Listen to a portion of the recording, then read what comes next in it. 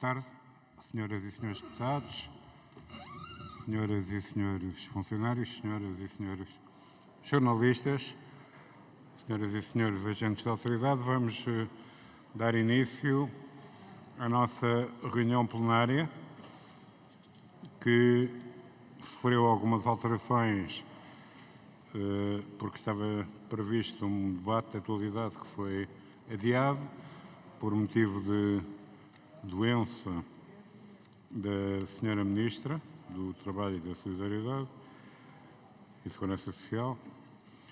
Mas vamos dar início com o primeiro ponto, que é o projeto de resolução do PS, mas de qualquer maneira, antes disso, há várias iniciativas legislativas que eu vou pedir ao Sr. Secretário da Mesa para vos informar. Muito obrigado, Sr. Presidente.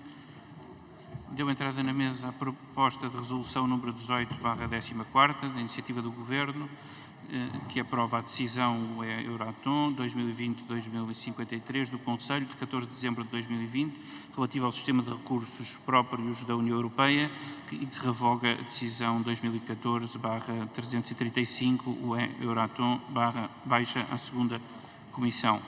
E deu também entrada à proposta de lei número 69/14, da iniciativa do Governo, que autoriza o Governo a aprovar o regime sancionatório aplicável à violação do disposto no Regulamento número 2271/96, relativa à proteção contra os efeitos da aplicação extraterritorial da legislação adotada por um país terceiro. Baixa à sexta Comissão. Muito obrigado. Obrigado, Sr. Secretário. Diogo Leão. E vamos entrar no primeiro ponto, projeto de resolução do PS 800/14, concessão de honras de Panteão Nacional José Maria Essa de Queiroz. Tem a palavra para apresentar o projeto o Sr. Deputado José Luís Carneiro, do Grupo Parlamentar do PS, por favor.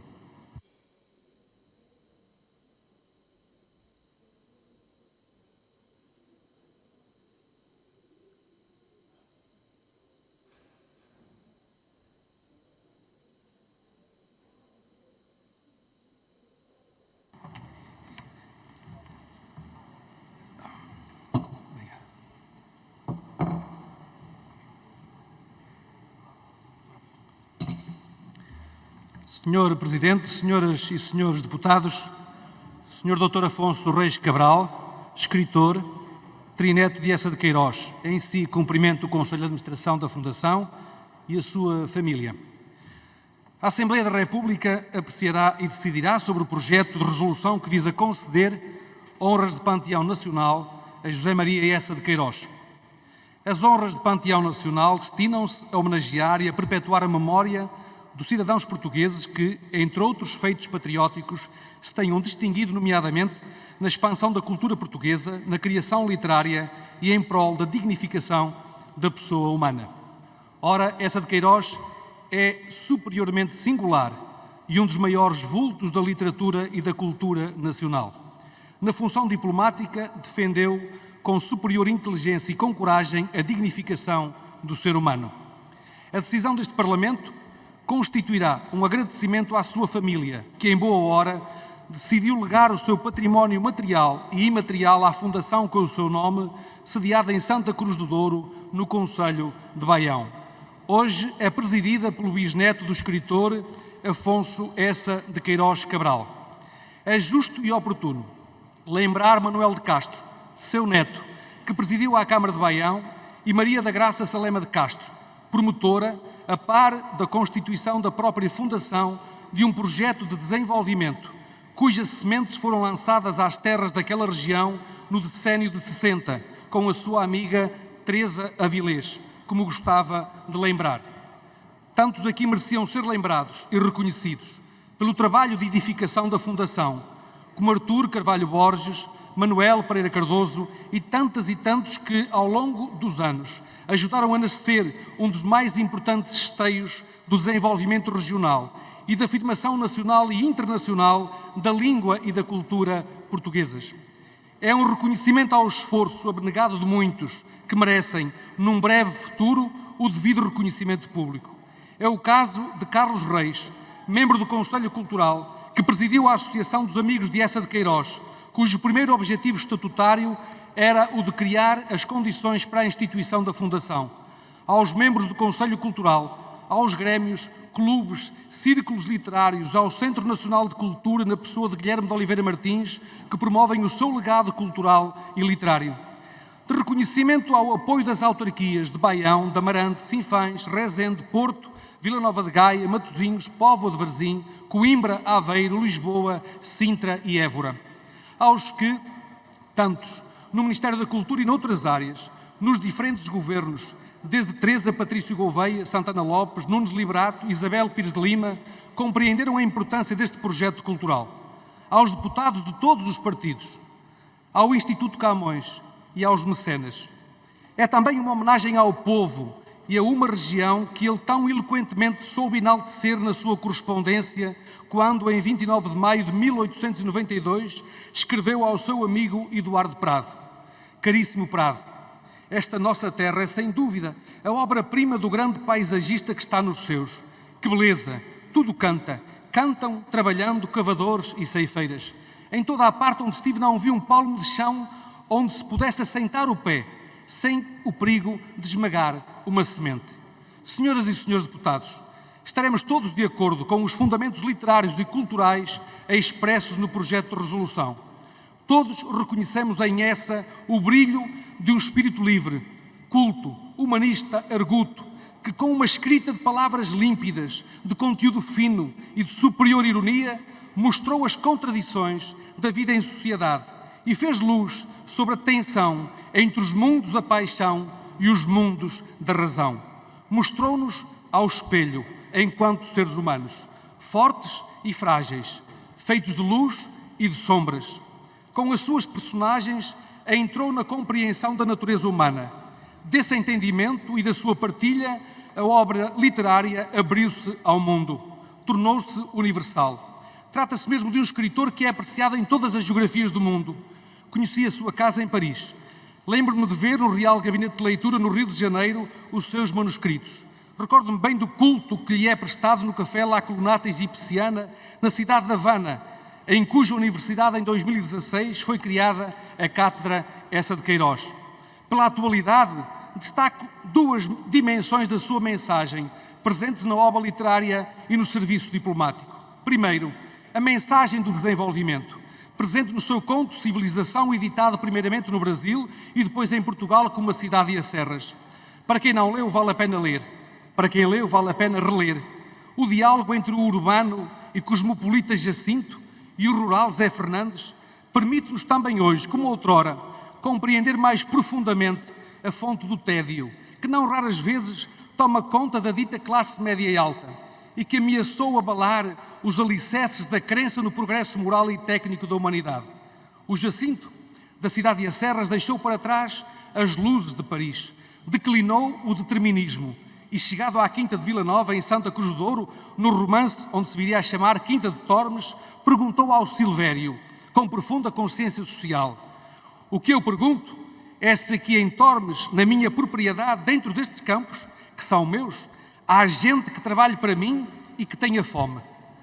Está mandado, Silvério, e também quero saber as rendas que paga essa gente, os contratos que existem para os melhorar. Há tanto para melhorar. Ainda hoje procuramos vencer as desigualdades. Continuamos a querer equilibrar o crescimento com o desenvolvimento humano sustentável. Ora, é possível encontrar neste romance toda uma tese sobre o modo como, individual e coletivamente, vivemos numa tensão permanente entre as conquistas da técnica, que nos traz a sensação de poder sobre a natureza por um lado, e por outro, o sentimento do vazio e da impotência para fazer face às crises, como aquela por que estamos a passar à escala mundial. Mas aprendamos com o idealismo de Jacinto e façamos com o realismo do Zé Fernandes as mudanças que se impõem fazer. Primeiro, nas atitudes e nos comportamentos. Depois, nas obras, para concluir, que servem as pessoas com valores humanistas. A sua segunda mensagem sobre o humanismo. Eça de Queiroz partiu para Havana por missão que lhe foi dada pelo Ministro dos Negócios Estrangeiros, Andrade Corvo. Aí protegeu as minorias que, vindas da China, com escala em Macau, eram objeto de exploração na produção da cana-do-açúcar. Ora, essa proteção às minorias interpela-nos hoje, que estamos com a presidência da União Europeia e em que a Carta dos Direitos Sociais Fundamentais pretende ser atualizada. Lembrar essa mensagem humanista é lembrar que a igual dignidade de todo o ser humano deve ser sempre defendida.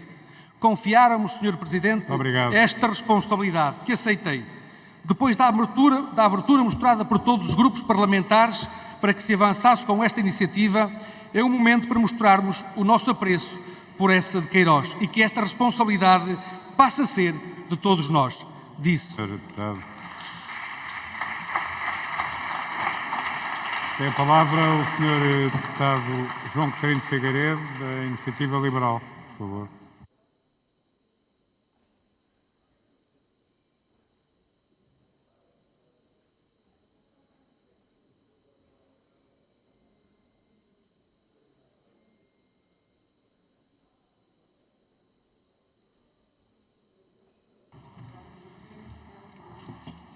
Muito obrigado, Sr. Presidente. Senhoras e senhores deputados, José Maria de Essa de Queiroz merece honras de panteão nacional e esta notícia minha é tentar enfocá-la em apenas um minuto, a menos que recorra às palavras do próprio. Porque essa foi um exímio artífice, às vezes alfaiate, outras vezes espadachim da língua portuguesa, como nesta frase: o pessimismo é excelente para os inertes porque lhes atenua o desgracioso delito da inércia. Fim de citação. E possuía uma fina intuição para a natureza humana, a qual formulava sedutoramente como aqui: a curiosidade e instinto de complexidade infinita leva por um lado a escutar às portas e por outro a descobrir a América. Fim de citação. Essa foi analista impiedoso da política portuguesa e neste exemplo seguinte foi intemporal. Cito: é assim que há muito tempo em Portugal são regidos os destinos políticos. Política de acaso, política de compadrio, política de expediente. País governado ao acaso, governado por vaidades e por interesses, por especulação e corrupção, por privilégio e influência de camarilha. Fim de citação. Essa tinha mundo e podia comparar vivências identificando os fundamentos do nosso persistente atraso. Cito: em Portugal o público tem a ideia de que o governo deve fazer tudo, pensar em tudo, iniciar tudo. Tira-se daqui a conclusão que somos um povo sem poderes iniciadores, bons para ser tutelados, indignos de uma larga liberdade e inaptos para a independência. A nossa pobreza relativa é atribuída a este hábito político e social de depender para tudo do governo. Fim de citação. E essa sabia que o humor foi e será a mais inteligente das armas das pessoas livres contra a tirania, como nesta frase que é um autêntico míssil: os políticos e as fraldas devem ser mudados de tempos a tempos e pela mesma razão. Fim de citação. José Maria Dessa de Queiroz merece honras de panteão nacional e merece também voltar a ser lido por quem manda neste país. Muito obrigado. Muito obrigado, Sr. Deputado. Tem a palavra pelo Grupo Parlamentar do CDS-PP, a Sra. Deputada Ana Rita Bessa. Muito obrigada, Sr. Presidente. Nunca manipulou negócios, nem dirigiu empresas, nem exerceu espécie alguma de autoridade ou de poder sobre os homens do seu tempo. Não foi general, nem ministro de Estado, nem deputado às Cortes e nunca poderes públicos nem sociedades sábias ou recreativas lhe votaram a coroa cívica de herói, de mártir ou de simples e incategorizado visconde. Foi meramente um artista na mais extrema e estrita acessão desta palavra. Isso diz Dessa de Queiroz o seu amigo Ramalho Ortigão na inauguração de um monumento em sua honra em 1903. Como artista, essa expôs ao país a sua verdade e eternizou a verdade de um realista através de uma imensa constelação de personagens, das suas cartas e das suas farpas. Uma verdade que se mantém atual, assim nela queiramos deter-nos. Este é o que devia ser, e creio que realmente é, o ponto de discussão entre nós. Eu digo que Portugal, nesta época em que não se pode fazer conquistas, nem há já continentes a descobrir, deve esforçar-se por ganhar um lugar entre as nações civilizadas pela sua educação, a sua literatura, a sua ciência, a sua arte, provando assim que ainda existe, porque ainda pensa. Fomos grandes pelo que outrora fazia as nações grandes, a força. Procuremos tornar-nos fortes pelo que hoje faz as nações fortes, a ideia. Isto escrevia essa, em 1880, a Pinheiro Chagas, os fiéis inimigos, como lhes chamou Maria Filomena Mónica. E aos parlamentares, um dos alvos preferidos das suas incisivas farpas, também dedicou longas linhas de ironia e com o devido poder de encaixe a que partilhe um excerto com os senhores deputados. Se não vejam, todos os dias aqueles ilustres deputados se dizem uns aos outros: é falso, é mentira, é falsíssimo, e não se esbofeteiam, nem se trocam duas balas. Piedosa inocência, cordura evangélica, parece um parlamento educado por São Francisco de Sales. Porque é uma escola de humildade o Parlamento. Nunca, em parte alguma como ali, o insulto foi recebido com tão curvada paciência. O desmentido, acolhido com tanta sentida resignação. É um curso de caridade cristã. O presidente da Fundação Essa de Queiroz, Afonso Essa de Queiroz Cabral, que cumprimenta através do seu filho Afonso Reis Cabral, aqui presente nas galerias, dizia recentemente serem por demais evidentes as qualidades literárias que justificam sem reservas e passados 120 anos da sua morte, a atribuição das honras de Panteão Nacional à memória material e imaterial dos escritores.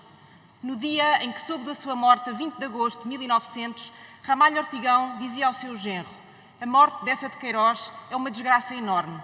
Ele era um inteiramente grande artista, não somente em relação a Portugal, mas em relação ao mundo.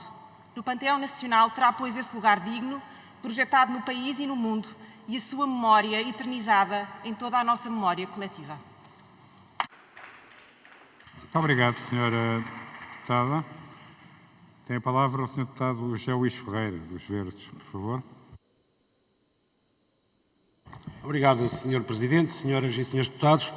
O Partido Socialista traz-nos hoje para debate uma proposta para que esta Assembleia conceda honras de Panteão Nacional a José Maria Essa de Queiroz e, como sabemos, o quadro jurídico que define e regula as honras de Panteão Nacional, que é a Lei 28/2000, estabelece de forma muito clara que estas honras se destinam, e passo a citar, a homenagear e perpetuar a memória dos cidadãos portugueses que se distinguiram por serviços prestados ao país no exercício de altos cargos públicos, altos serviços militares, na expansão da cultura portuguesa, na criação literária, científica e artística ou na defesa dos valores da civilização em prol da dignificação da pessoa humana e da causa da liberdade.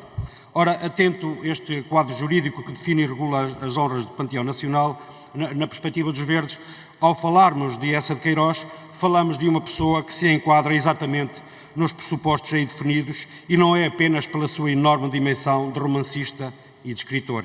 De facto, Essa de Queiroz, um dos maiores romancistas da história da literatura portuguesa, que olhava para a arte como um poderoso e transformador instrumento das sociedades, era senhor de uma consciência humanista invulgar, sobretudo na época, uma consciência social que inclusivamente o levou a insurgir-se contra a escravatura a que naquela altura estavam sujeitos os trabalhadores do engenho do açúcar em Cuba. Para além de várias participações em periódicos, sejam portugueses, sejam brasileiros, Essa de Queiroz deixou-nos, enquanto romancista, obras eternas como Os Maias, O Crime do Padre Amaro ou O Primo Basílio. Obras que, de resto, foram objeto de inúmeras edições e traduções, adaptações cinematográficas nacionais e estrangeiras e que levou, inclusivamente, a passar a constar e a fazer parte integrante dos programas escolares, o que nos dá uma ideia da grandeza e da dimensão cultural da sua obra. E tanto assim é que ninguém contesta o facto de se dizer que Essa de Queiroz marcou indiscutivelmente a língua portuguesa, como poucos o fizeram, e contribuiu para a expansão da cultura portuguesa de forma absolutamente singular. Ora, perante estes factos, os Verdes acompanham integralmente os propósitos do Partido Socialista na proposta que hoje nos traz para debate e que pretende que esta Assembleia conceda honras de Panteão Nacional a José Maria Essa de Queiroz. Muito obrigado, Sr. Deputado. Tem a palavra, pelo Grupo Parlamentar do PSD, o Sr. Deputado Paulo Rios.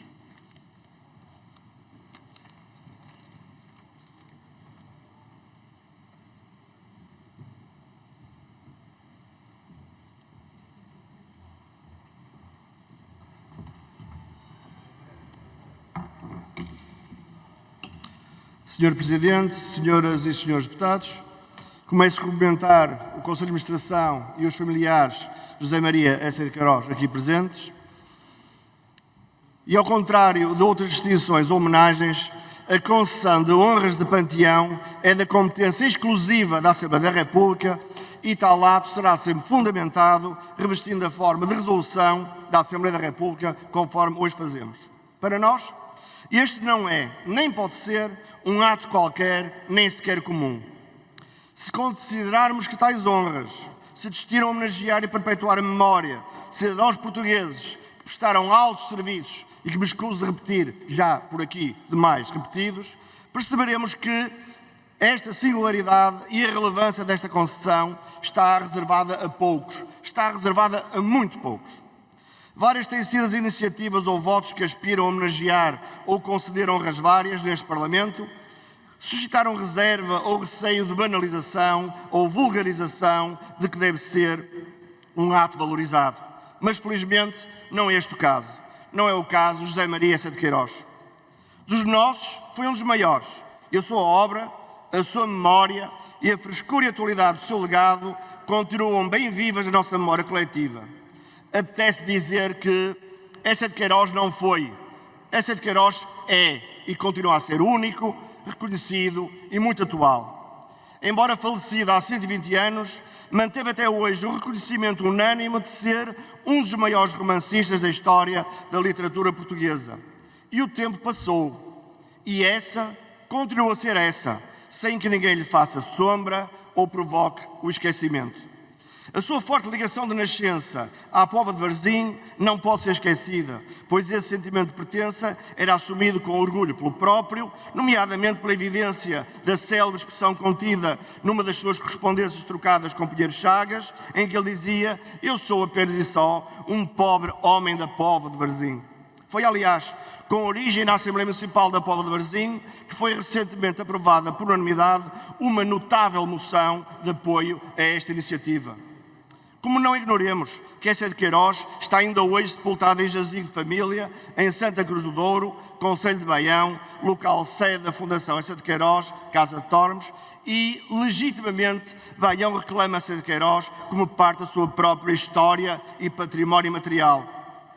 Aos baionenses, teremos pedido desculpa por este atrevimento e compreendemos a relutância, mas ajudem-nos a reconhecer e perpetuar a dimensão nacional e até internacional desta figura ímpar da nossa história.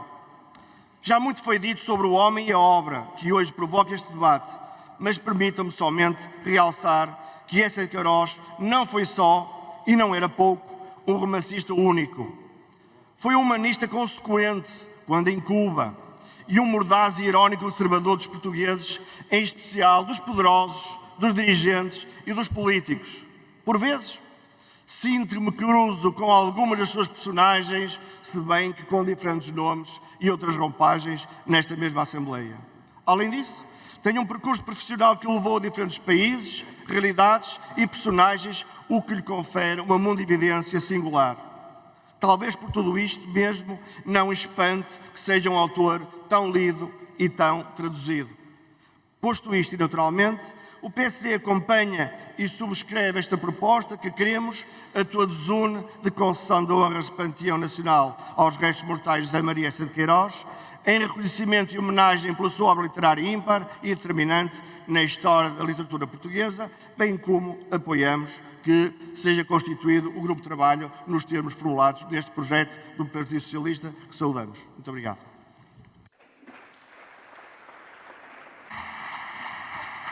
Muito obrigado. Senhor Deputado, tem agora a palavra o grupo parlamentar do PCP, através da senhora Deputada Ana Mesquita, por favor. Muito obrigada, Sr. Presidente, senhoras e senhores deputados. O PCP saúda a propositura de honras de Panteão Nacional no ano em que se assinalam os 175 anos do nascimento e os 120 anos da morte de um dos grandes escritores da língua e da literatura portuguesas, José Maria de Essa de Queiroz. Poveiro de nascimento, Essa de Queiroz está sepultado no jazigo da família, em Santa Cruz do Douro, no concelho de Baião. E com o intuito de lançar o repto, a Fundação Essa de Queiroz, que daqui saudamos, propôs então este ano ajudar a promover todas as condições necessárias para que fossem atribuídas as honras de Panteão Nacional a este escritor. Assim, podemos aqui dizer que a transladação é apoiada pela Fundação, que a considera justa e defende tratar-se da melhor maneira de perpetuar a memória do escritor, que é um dos escritores mais lidos, um dos escritores portugueses mais lidos. Aliás, e esta é uma questão também interessante que devíamos aqui salientar, o próprio Presidente da Fundação referiu, e numa época como estas, de facto, é fundamental assinalá-lo, numa época em que os índices de leitura, em particular entre os estudantes, baixam assustadoramente, tenho a esperança, talvez ingênua, de que um acontecimento como este alerte para a maravilhosa descoberta da leitura. Também o PCP assim o espera, porque é urgente descobrir e redescobrir a literatura, os escritores portugueses, incentivar a leitura, e esta é uma ocasião também para celebrar este aspecto e assinalar esta urgência, e nós assim o acompanhamos. Essa participou num movimento transformador da vida literária e da vida intelectual. Foi um verdadeiro ativista neste campo, como noutros campos da vida. Nomeadamente nos tempos da geração de 70, que tantas vezes aqui falamos, e que agitou Coimbra e o país, e que gerou polémica com a chamada questão Coimbra. E nós também gostamos de assinalar esta situação, porque ela teve tantas ramificações que ainda hoje têm impacto na nossa vida cultural. E há situações muito curiosas, pois assinalamos também que, sob o impacto revolucionário da Comuna de Paris, o alargado grupo do Cenáculo veio a programar as célebres conferências democráticas que foram realizadas no Casino Lisbonense, e alguns jovens desta geração acabam por aderir mesmo até à Internacional, e é o caso não só de essa, mas também de Antero, de Batalha. São tempos muito agitados e muito vivos que nós aqui também relembramos. Infelizmente, o governo do Marquês de Ávila acabará por publicar uma portaria que proibiria as conferências e encerraria o casino, apesar de um protesto dos conferencistas que também foi subscrito por Essa de Queiroz, que não deixou nessa altura de intervir. Era efetivamente dono de uma capacidade de fina ironia e de análise crítica da realidade. Evidenciou-o em múltiplas ocasiões, não só nas personagens, nos cenários, nos contextos que criou, mas também noutros escritos, como por exemplo nas farpas. E há um excerto muito giro e muito interessante que nós gostávamos aqui de trazer, que tem a ver com todas estas agitações. E a certa altura essa escreve: então indaguei sobre que realmente o governo me fazia honra de supor chefe republicano, orador de clubes, organizador de greves, agente da Internacional, delegado de Karl Marx, representante das associações operárias, cúmplice nos incêndios de Paris, ex-assassino do Monsenhor Darrois, redator secreto das proclamações, recelor de Pretol, enfim, antigo forçado. Nunca, como agora, fui tão honrosamente acumulado de dignidades, transbordo de ocupações, sucumo de importância e, enfim, eu era sempre seguido por um polícia. A excelência da obra dessa de Queiroz foi reconhecida por tantos e merece destaque, entre outros, um comentário que nós achamos muito curioso também, que vem de Camilo Castelo Branco, à terceira versão do Crime de Padre Amaro, a segunda edição em livro.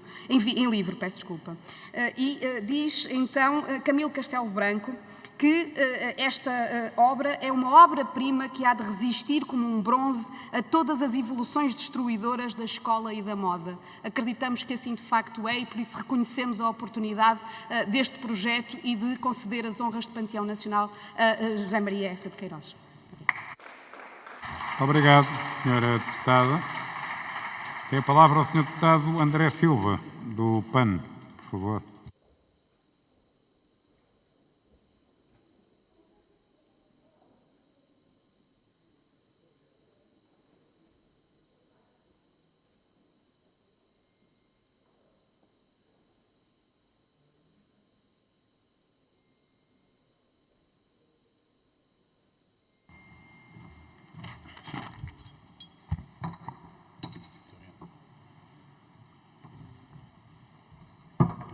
Boa tarde, Sr. Presidente, senhoras e senhores deputados, familiares, membros do Conselho de Administração da Fundação Essa de Queiroz. Existem inúmeras figuras históricas de merecido renome e reconhecimento, mas são poucas as que recebem aclamação unânime. Essa de Queiroz é uma delas.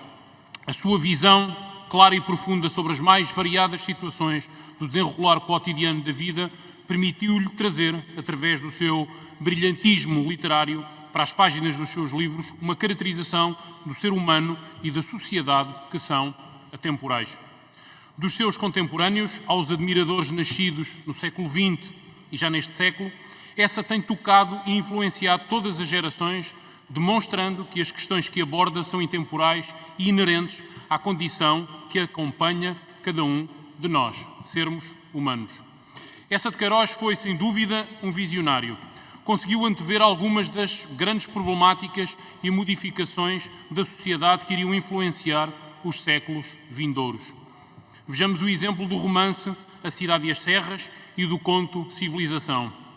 Nestes, essa narra a vida de um homem, Jacinto, materialista e consumista, rodeado dos mais sofisticados e recentes inovações tecnológicas e culturais e com acesso total à cultura. Um modelo do homem civilizado, mas também um paradigma da infelicidade, desanimado e entediado, apesar do excesso em que vivia. Um homem desenraizado do solo e da cultura, que ao buscar a felicidade empreende uma viagem simultaneamente exterior e interior de autoconhecimento. Na Serra, no Douro, junto da natureza, longe da comodidade e dos aparelhos científicos, encontra então a felicidade que a civilização não lhe dava. Foram muitos os seus contemporâneos que aprenderam a ler pelos seus livros, bem como as gerações que se seguiram. Com essa, aprendemos também a sentir e a pensar. De escrita simples, fina, erudita, incisiva, com uma visão irónica dos políticos e das classes dirigentes, capaz da observação íntima das paixões e contradições humanas, o legado de Eça de Queiroz não acabou com a sua morte. É imenso o acervo da crítica da sua obra, inúmeras edições e traduções, adaptações ao cinema nacional e estrangeiro ou a inclusão nos programas do ensino secundário. Essa deixou-nos uma obra universal e de leitura ininterrupta. Escritor maior, marcou a língua portuguesa, contribuiu para a expansão da cultura portuguesa sob o signo de um forte caráter humanista. No ano em que se assinalam os 175 anos do seu nascimento e os 120 anos da sua morte, é amplamente justa e consensual a propositura da concessão de honras a Panteão Nacional. Muito obrigado.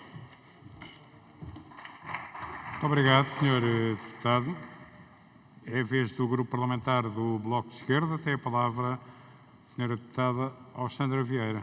Por favor.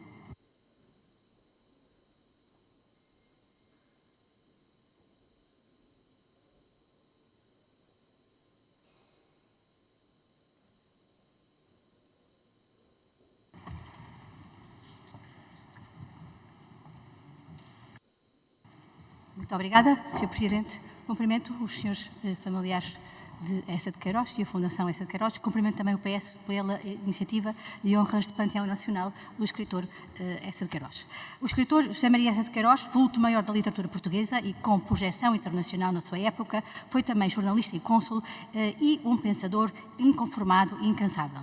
É um exemplo do que, nos dias de hoje, podemos considerar por ativista na senda incansável e de pendor pedagógico de levar os seus leitores a pensar, usando a sua pena como arma ou como farpa implacável, como ele diria, certeira aos usos e costumes, mas também à elite burguesa, onde eram recrutados os dirigentes políticos e os deputados da Câmara, numa época em que se vivia em Portugal o período da regeneração e o rotativismo partidário.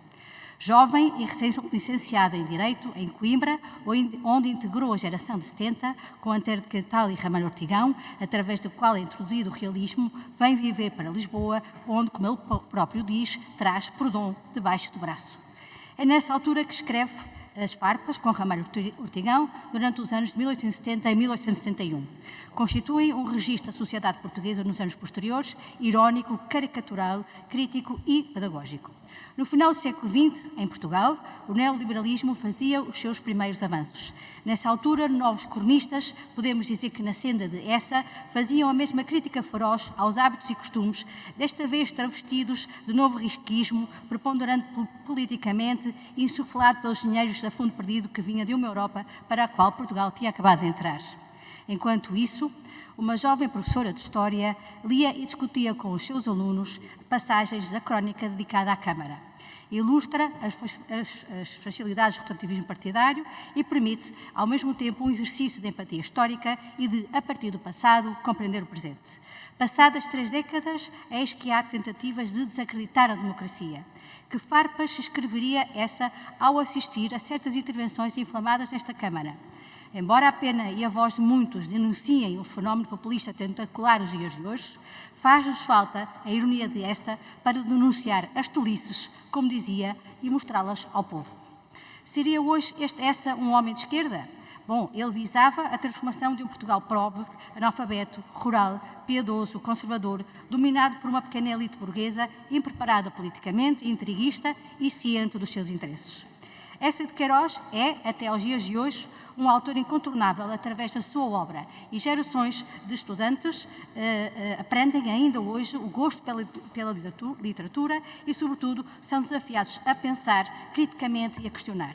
Da importância da leitura como janela para o mundo, como chave para a sua compreensão, já todos o sabemos. E esse é o verdadeiro trabalho da educação para a cidadania e para a democracia, e a interdisciplinaridade que tem de ser feita nas escolas. Termino dizendo que acompanhamos a iniciativa do PS e que dá continuidade ao desejo da Fundação, dando honras de Panteão Nacional a essa com as suas próprias palavras. O realismo é a negação da arte pela arte, é a proscrição do convencional, do enfático e do piegas, é a abolição da retórica considerada como arte de promover a comoção, usando a inchação do período da epilepsia da palavra, da congestão dos torpos.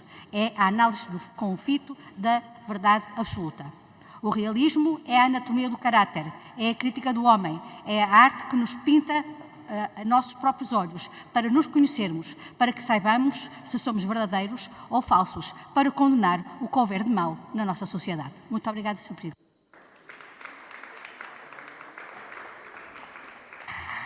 Muito obrigado, Sra. Deputada. E para terminar este debate, o Sr. Deputado José Luís Carneiro deveria ter apenas 4 segundos, mas vá lá, eu vou-lhe dar mais 10, 14, para encerrar o debate, visto que ultrapassou largamente o seu tempo. Faz favor. Senhor Presidente, o Eça de Queiroz, ouvindo-nos, vendo-nos e observando-nos, certamente não deixará de ter em consideração este gesto de grandeza do Sr. Presidente da Assembleia da República. Queria, Senhor Presidente, agradecer-lhe a abertura para que este processo se pudesse encetar no diálogo com todos os grupos parlamentares. A Assembleia da República deu hoje um grande exemplo de maturidade democrática e de serviço ao país.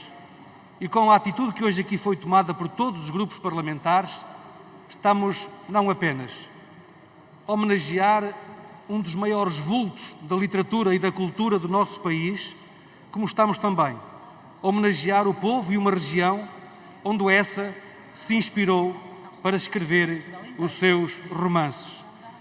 Eça de Queiroz, que teve contacto com todo o país, não deixou de transpor para os seus romances, para a sua criação literária, a sua visão, a sua interpretação do desenvolvimento. Como alguém que aceitou esta responsabilidade, por determinação da Fundação Eça de Queiroz, e vivendo o sentimento profundo do significado desta homenagem, por ter podido conviver com aquela que foi a obreira da Fundação Eça de Queiroz, Maria da Graça Salema de Castro, com quem pude dialogar durante horas, dias e noites, durante a minha vida de autarca, queria agradecer às senhoras e aos senhores deputados e, muito particularmente, ao Sr. Presidente da Assembleia da República, esta convergência política no reconhecimento e no modo como estamos a fazer justiça. Ao seu trineto, escritor, que hoje também já está além fronteiras, a representar no plano cultural e literário do nosso país as maiores felicidades e o agradecimento, o justo agradecimento à família. Muito obrigado, Sr. Presidente. Muito obrigado, Sr. Deputado José Luís Carneiro.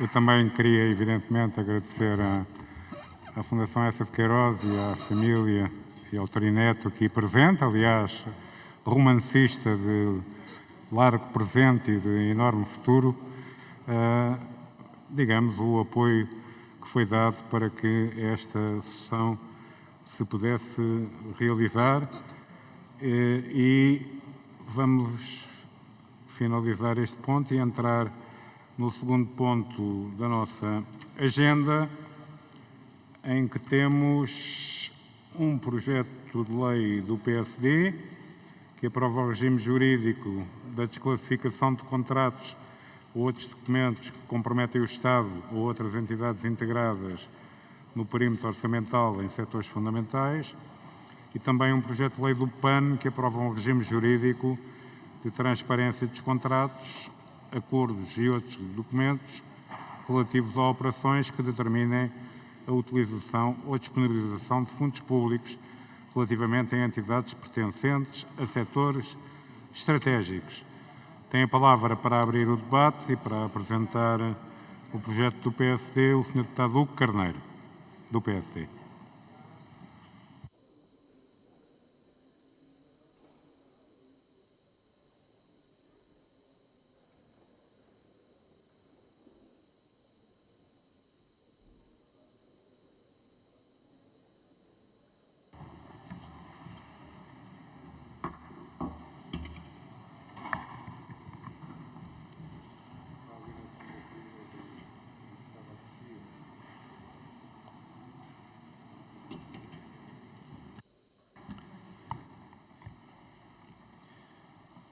Excelentíssimo Sr. Presidente, excelentíssimos Srs. Deputados, este diploma que agora apresentamos é o diploma da defesa dos contribuintes.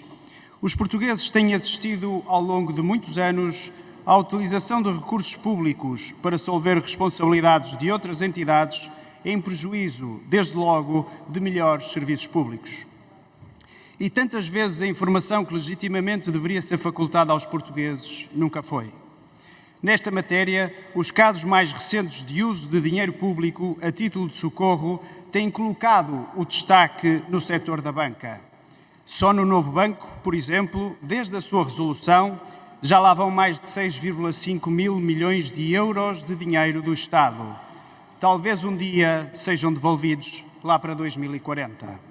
Outros bancos tiveram apoios públicos no passado e reembolsaram-nos. Seja feita essa justiça.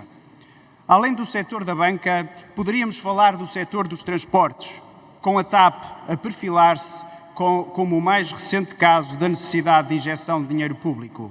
Para a TAP, falam-se em apoios de pelo menos 1,7 mil milhões de euros em apenas 2 anos e quanto mais será preciso.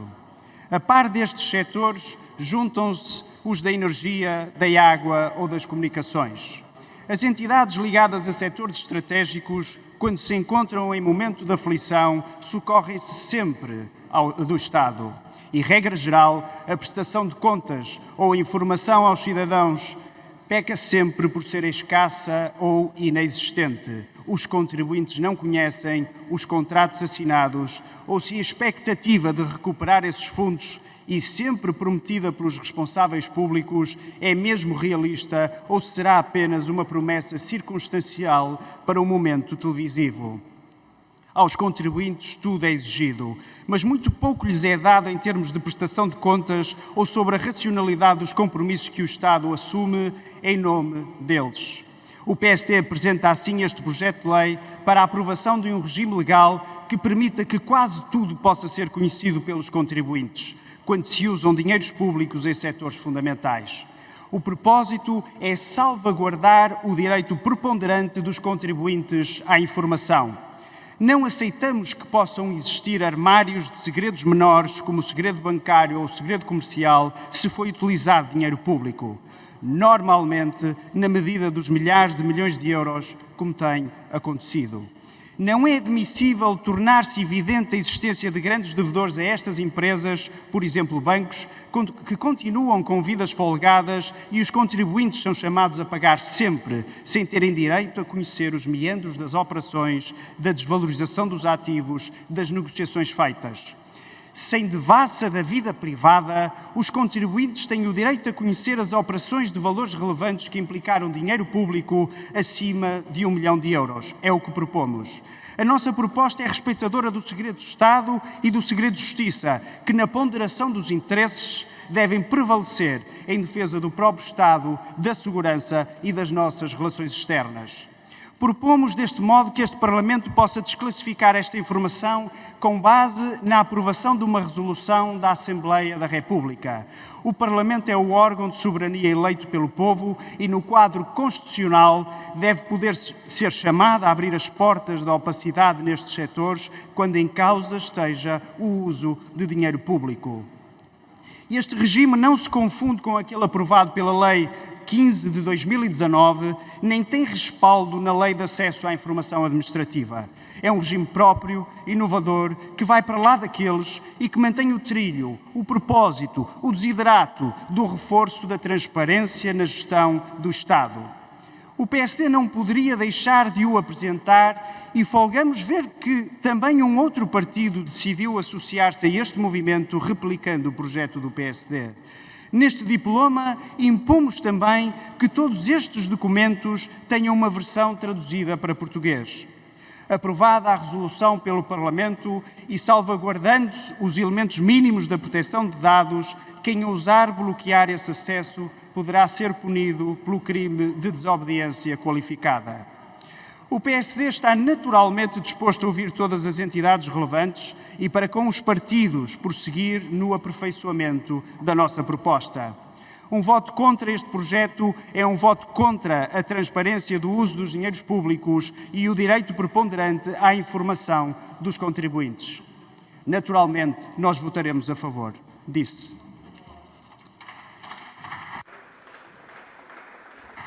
Muito obrigado, Sr. Deputado. Tem a palavra o Sr. Deputado André Silva, do PAN, por favor.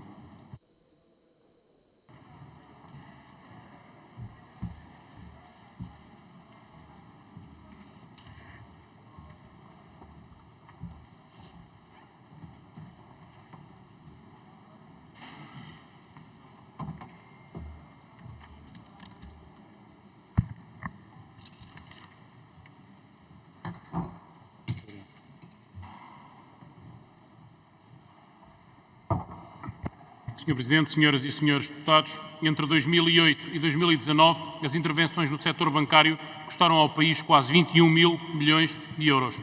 Apesar destes muitos milhões significarem um custo total de 1.909 euros a cada contribuinte, formalismos e bloqueios de natureza legal ligados à proteção de dados ou sigilo bancário impediram o acesso dos cidadãos aos contratos e acordos que enquadraram a utilização dos dinheiros públicos para salvar a banca ou a documentos que lhes estão associados, como é o caso de auditorias ou listas de grandes devedores.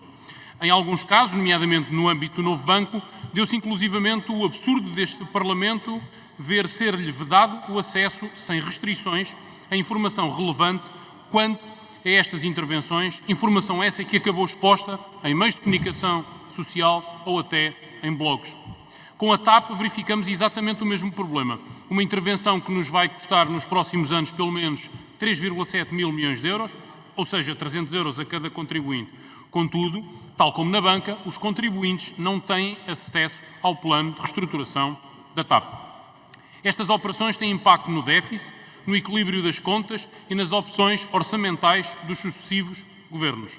Para salvar bancos ou salvar a TAP, tivemos de abdicar de investir na educação, na saúde e noutras áreas, e o resultado está à vista de todos: escolas a precisar de obras sem conforto térmico e o SNS a rebentar pelas costuras. O secretismo não é compatível com o interesse público. Quem paga tem direito a conhecer a fatura do que paga. O Parlamento tem de se dar ao respeito. Não é aceitável que se negue o acesso dos cidadãos a certos documentos que depois vêm estampados sem restrições na comunicação social. A opacidade não pode continuar a ser o caminho e por isso mesmo o PAN traz hoje a debate uma proposta de um regime jurídico de transparência para estes documentos.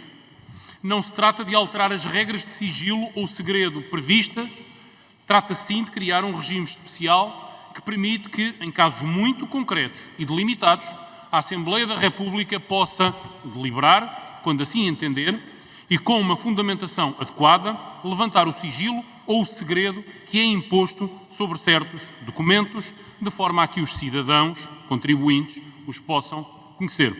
Esta proposta abrange toda a documentação sujeita a sigilo ou segredo, seja ela referente a contratos ou acordos que estabelecem a utilização de dinheiros públicos, seja ela a documentos que lhes estão associados, como sejam, por exemplo, auditorias. Mas também abrange a divulgação de listas de grandes devedores à banca que tenham sido responsáveis por perdas superiores a 1 milhão de euros. Não queremos também que este regime se aplique só aos contratos celebrados no futuro, mas a todos os contratos relevantes desde 2007, para que nenhuma informação considerada secreta até aqui fique de fora, para que nada fique por conhecer. Finalmente, uma última nota para dizer que a divulgação pública destes documentos para o PAN tem sido sinónimo de acessibilidade máxima e por isso apresentamos 3 propostas muito simples que o asseguram. Em primeiro lugar, propomos que todos os documentos tenham de ser divulgados em português, cabendo os eventuais respectivos custos de tradução à entidade visada ou ao Governo. Em segundo lugar, queremos que a divulgação seja feita da forma mais fácil e abrangente possível através do sítio da internet da Assembleia da República. Em terceiro e último lugar, porque entendemos que, sendo essencial assegurar a divulgação em bruto, o direito à informação só é plenamente assegurado se essa mesma informação for também divulgada por via de um sumário resumo dos documentos e da identificação dos valores de dinheiros públicos associados a essa intervenção. O acesso à informação pelos cidadãos é uma preocupação transversal a todas as forças políticas. Este regime dá resposta a essas preocupações, pelo que contamos com a sua aprovação na generalidade e estamos totalmente disponíveis para discutir melhorias na especialidade. Muito obrigado. Muito obrigada, Sr. Deputado. Boa tarde, senhoras e senhores deputados. Aproveito para transmitir uma mensagem do Sr. Presidente, que me pediu, antes de sair, que recomendasse aos líderes parlamentares que informassem as senhoras e os senhores deputados das respectivas bancadas para aquilo que foi decidido hoje em Conferência de Líderes, mesmo antes ainda de ser conhecida a súmula, ainda de não haver a ata disponível, para que amanhã já sejam observadas essas regras e para que haja uma menor presença de deputados, designadamente no plenário. Muito obrigada. Para uma intervenção tem a palavra o Sr. Deputado João Coutinho de Figueiredo, da Iniciativa Liberal, que vem falar do púlpito. É falar da tribuna, Sr. Deputado.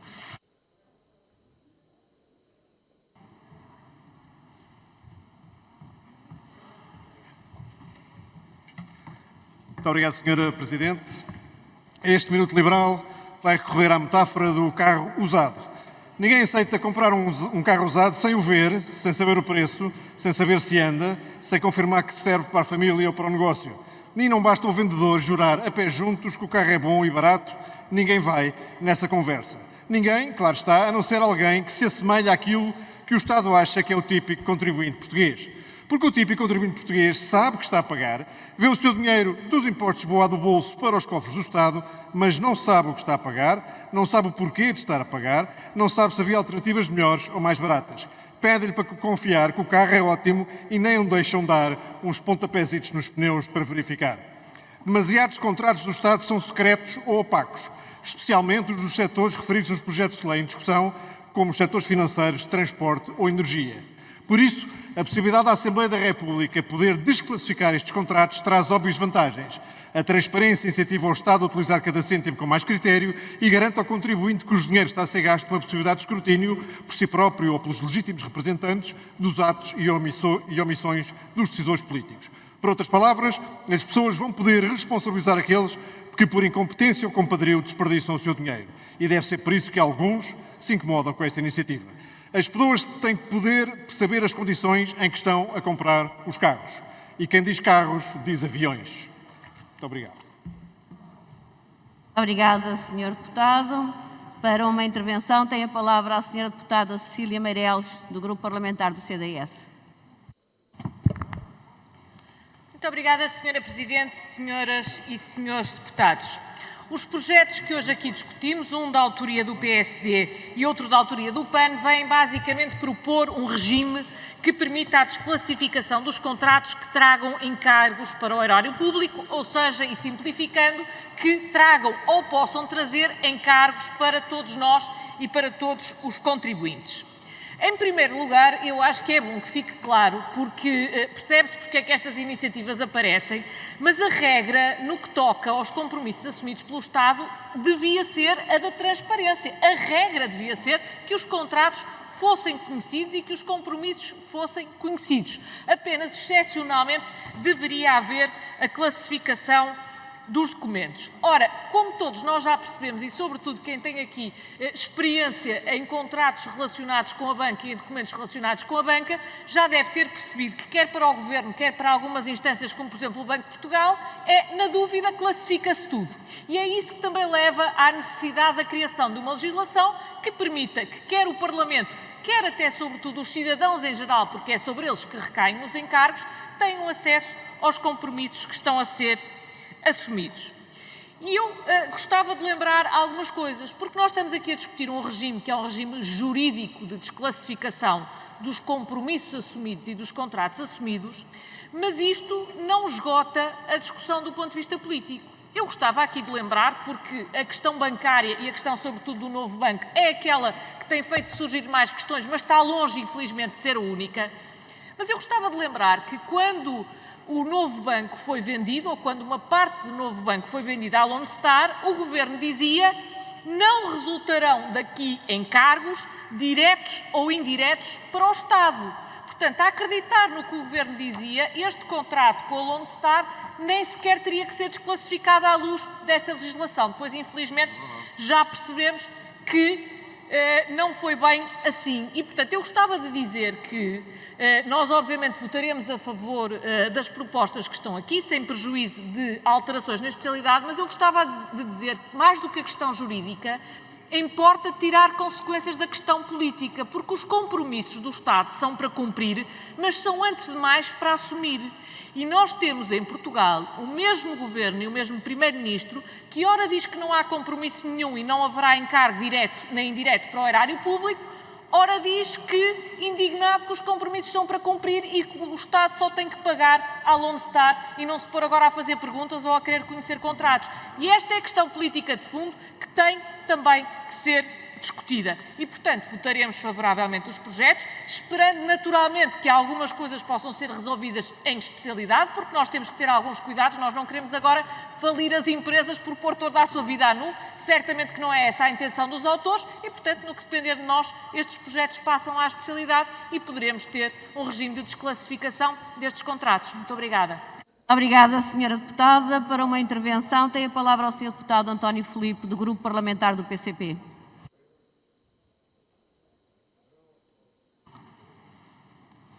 Obrigado, Sr. Presidente. Nós apreciamos os projetos de lei aqui apresentados, o projeto do PSD, também o projeto de lei do PAN, que aliás é praticamente igual. Queria dizer que relativamente ao princípio que está subjacente a estas iniciativas, é um princípio com que concordamos, nos parece efetivamente estimável, porque na verdade, e nós colocávamos a questão não tanto sob a ótica estrita do contribuinte, como foi colocada pelos oponentes, mas do ponto de vista do cidadão, que é o direito de cidadania que os cidadãos possam ter acesso à forma como os recursos públicos são utilizados e, particularmente, como os recursos públicos são utilizados em benefício de particulares, ou seja, como sabemos, em benefício de contribuintes muito especiais, que são aqueles que têm meios, efetivamente, para, por diversas vias de planeamento fiscal ou de engenharia fiscal, como quiserem, ou por via das possibilidades abertas pela arbitragem fiscal, conseguirem ser aqueles que mais ganham e que menos pagam em matéria de contribuição para os recursos públicos. E, portanto, tudo aquilo que seja dotar de transparência a utilização de dinheiros públicos, aliás, na linha de um princípio que está consagrado na Constituição Portuguesa desde 1989, na legislação desde 1993, que é o princípio do acesso, da publicidade, do acesso dos cidadãos aos documentos administrativos, salvas as exceções em matéria de segredo de Estado, segredo de Justiça, ou seja, quando há legislação especial que protege determinados documentos em ordem a salvaguardar valores constitucionais essenciais, normalmente o princípio da administração aberta é um princípio que nos é caro. Agora, o que nos parece é que as soluções que são aqui apresentadas terão de ser vistas cuidadosamente na especialidade. E eu apontaria já alguns aspectos que parece que tecnicamente estão menos corretos nestas iniciativas legislativas. Desde logo, recorrer à figura da desclassificação. Quer-nos parecer que não é isso que está em causa. Ou seja, a desclassificação pertence a quem classifica. Ou seja, quem tem poderes de classificação de documentos tem poderes para os desclassificar. Ou entidades que têm à sua guarda documentos públicos, isto é, do setor público, é que terão poder de desclassificação. Aliás, é nessa base que assenta o regime, designadamente, do segredo de Estado. E a questão aqui não é essa. A questão aqui não é dar poderes de desclassificação, porque a Assembleia da República não classificou nada. O que importa salvaguardar é o direito de acesso da Assembleia da República a esses documentos. E, portanto, quer-nos parecer que é por essa via são documentos que não estão na posse da Assembleia da República, mas a que a Assembleia, enquanto representante dos cidadãos, deve ter o direito de aceder a documentos caso decida fazê-lo. E aí quer-nos parecer que a utilização da figura da resolução seria por aqui, ou seja, a Assembleia da República tem todo o direito de resolver que quer ter acesso a determinados documentos. Porquê? Porque a lei que vamos aprovar o permite. É essa habilitação legal que permitirá à Assembleia da República resolver querer ter acesso a documentos. Não se trata de desclassificar, trata-se de exercer um direito de acesso que a legislação lhe vai conferir. Por outro lado, não faz sentido dizer que a Assembleia da República decide por maioria simples, porque se em todas as situações em que a Constituição não exige uma maioria qualificada ou uma maioria absoluta, não há outra forma de decidir que não seja aquilo que nós chamamos normalmente de maioria simples e que a Constituição designa por decisão à pluralidade de votos. E, portanto, não é preciso dizer isso, porque o regime tem mesmo que ser esse, não pode ser outro. Não pode ser outro. Por outro lado, há uma questão que merece cuidado, que é a questão da retroatividade. Como se sabe, a retroatividade das leis é um princípio excepcional, que obedece também a requisitos constitucionais, e depois há que ver a retroatividade vai até onde? Vai até o século XIX? Vai até os anos 50 do século XX? Ou é à medida? Não é? E não é bom que seja à medida. E, portanto, é preciso que haja para não entrarmos naquela discussão eterna, Peço que conclua, Sr. Sr. Presidente, que é o PSD a dizer que deve-se desclassificar aquilo que foi feito pelo PS e o PS a dizer que deve desclassificar o que foi feito pelo PSD. E como o debate não deve ser esse, devemos encontrar aqui uma forma limpa de eficácia da entrada em vigor da produção de efeitos por esta legislação. Iremos viabilizá-la, mas pensamos que, do ponto de vista da especialidade, há aqui obras importantes a fazer. Muito obrigado. Muito obrigada, Sr. Deputado. Para uma intervenção tem a palavra a Sra. Deputada Mariana Mortágua, do Grupo Parlamentar do Bloco de Esquerda. Muito obrigada, Sr. Presidente, Sras. e Srs. Deputados. O segredo é a alma do negócio, dizem, sobretudo se esse negócio envolver empréstimos de favor, lavagem de dinheiro, enriquecimento ilícito, jogos de poder, corrupção e evasão fiscal. Em Portugal, como no mundo, o princípio do segredo profissional, do segredo bancário, do segredo do negócio tem-se sobreposto sempre ao princípio da transparência, da redistribuição da riqueza e até do interesse público. E não falamos aqui apenas do Estado ou dos negócios que envolvem o Estado e privados. Falamos também de negócios entre privados. Nós entendemos que o segredo não se pode opor nunca ao interesse público e por isso sempre o procuramos limitar de forma consistente a divulgação, e defendemos sempre a divulgação de auditorias, de contratos, de informações sobre devedores, de relatórios secretos. Tem sido sempre essa a nossa postura no debate público e a nossa posição. A Assembleia da República não deve depender de comissões parlamentares de inquérito para conseguir aceder a documentos que interessam a todos. E eu aqui diria mais, a questão não é apenas aceder aos documentos, é poder divulgá-los, torná-los públicos, porque depois dá-se o caso da Assembleia da República ficar nos braços com centenas de documentos e não os poder divulgar e não poder haver o necessário escrutínio sobre esses documentos. Esta obrigação de divulgação em nome do interesse público aplica-se, obviamente, em primeiro lugar, ao Estado. E no Estado, e é no Estado, que a falta de dados e a falta de estatísticas e de transparência é gritante.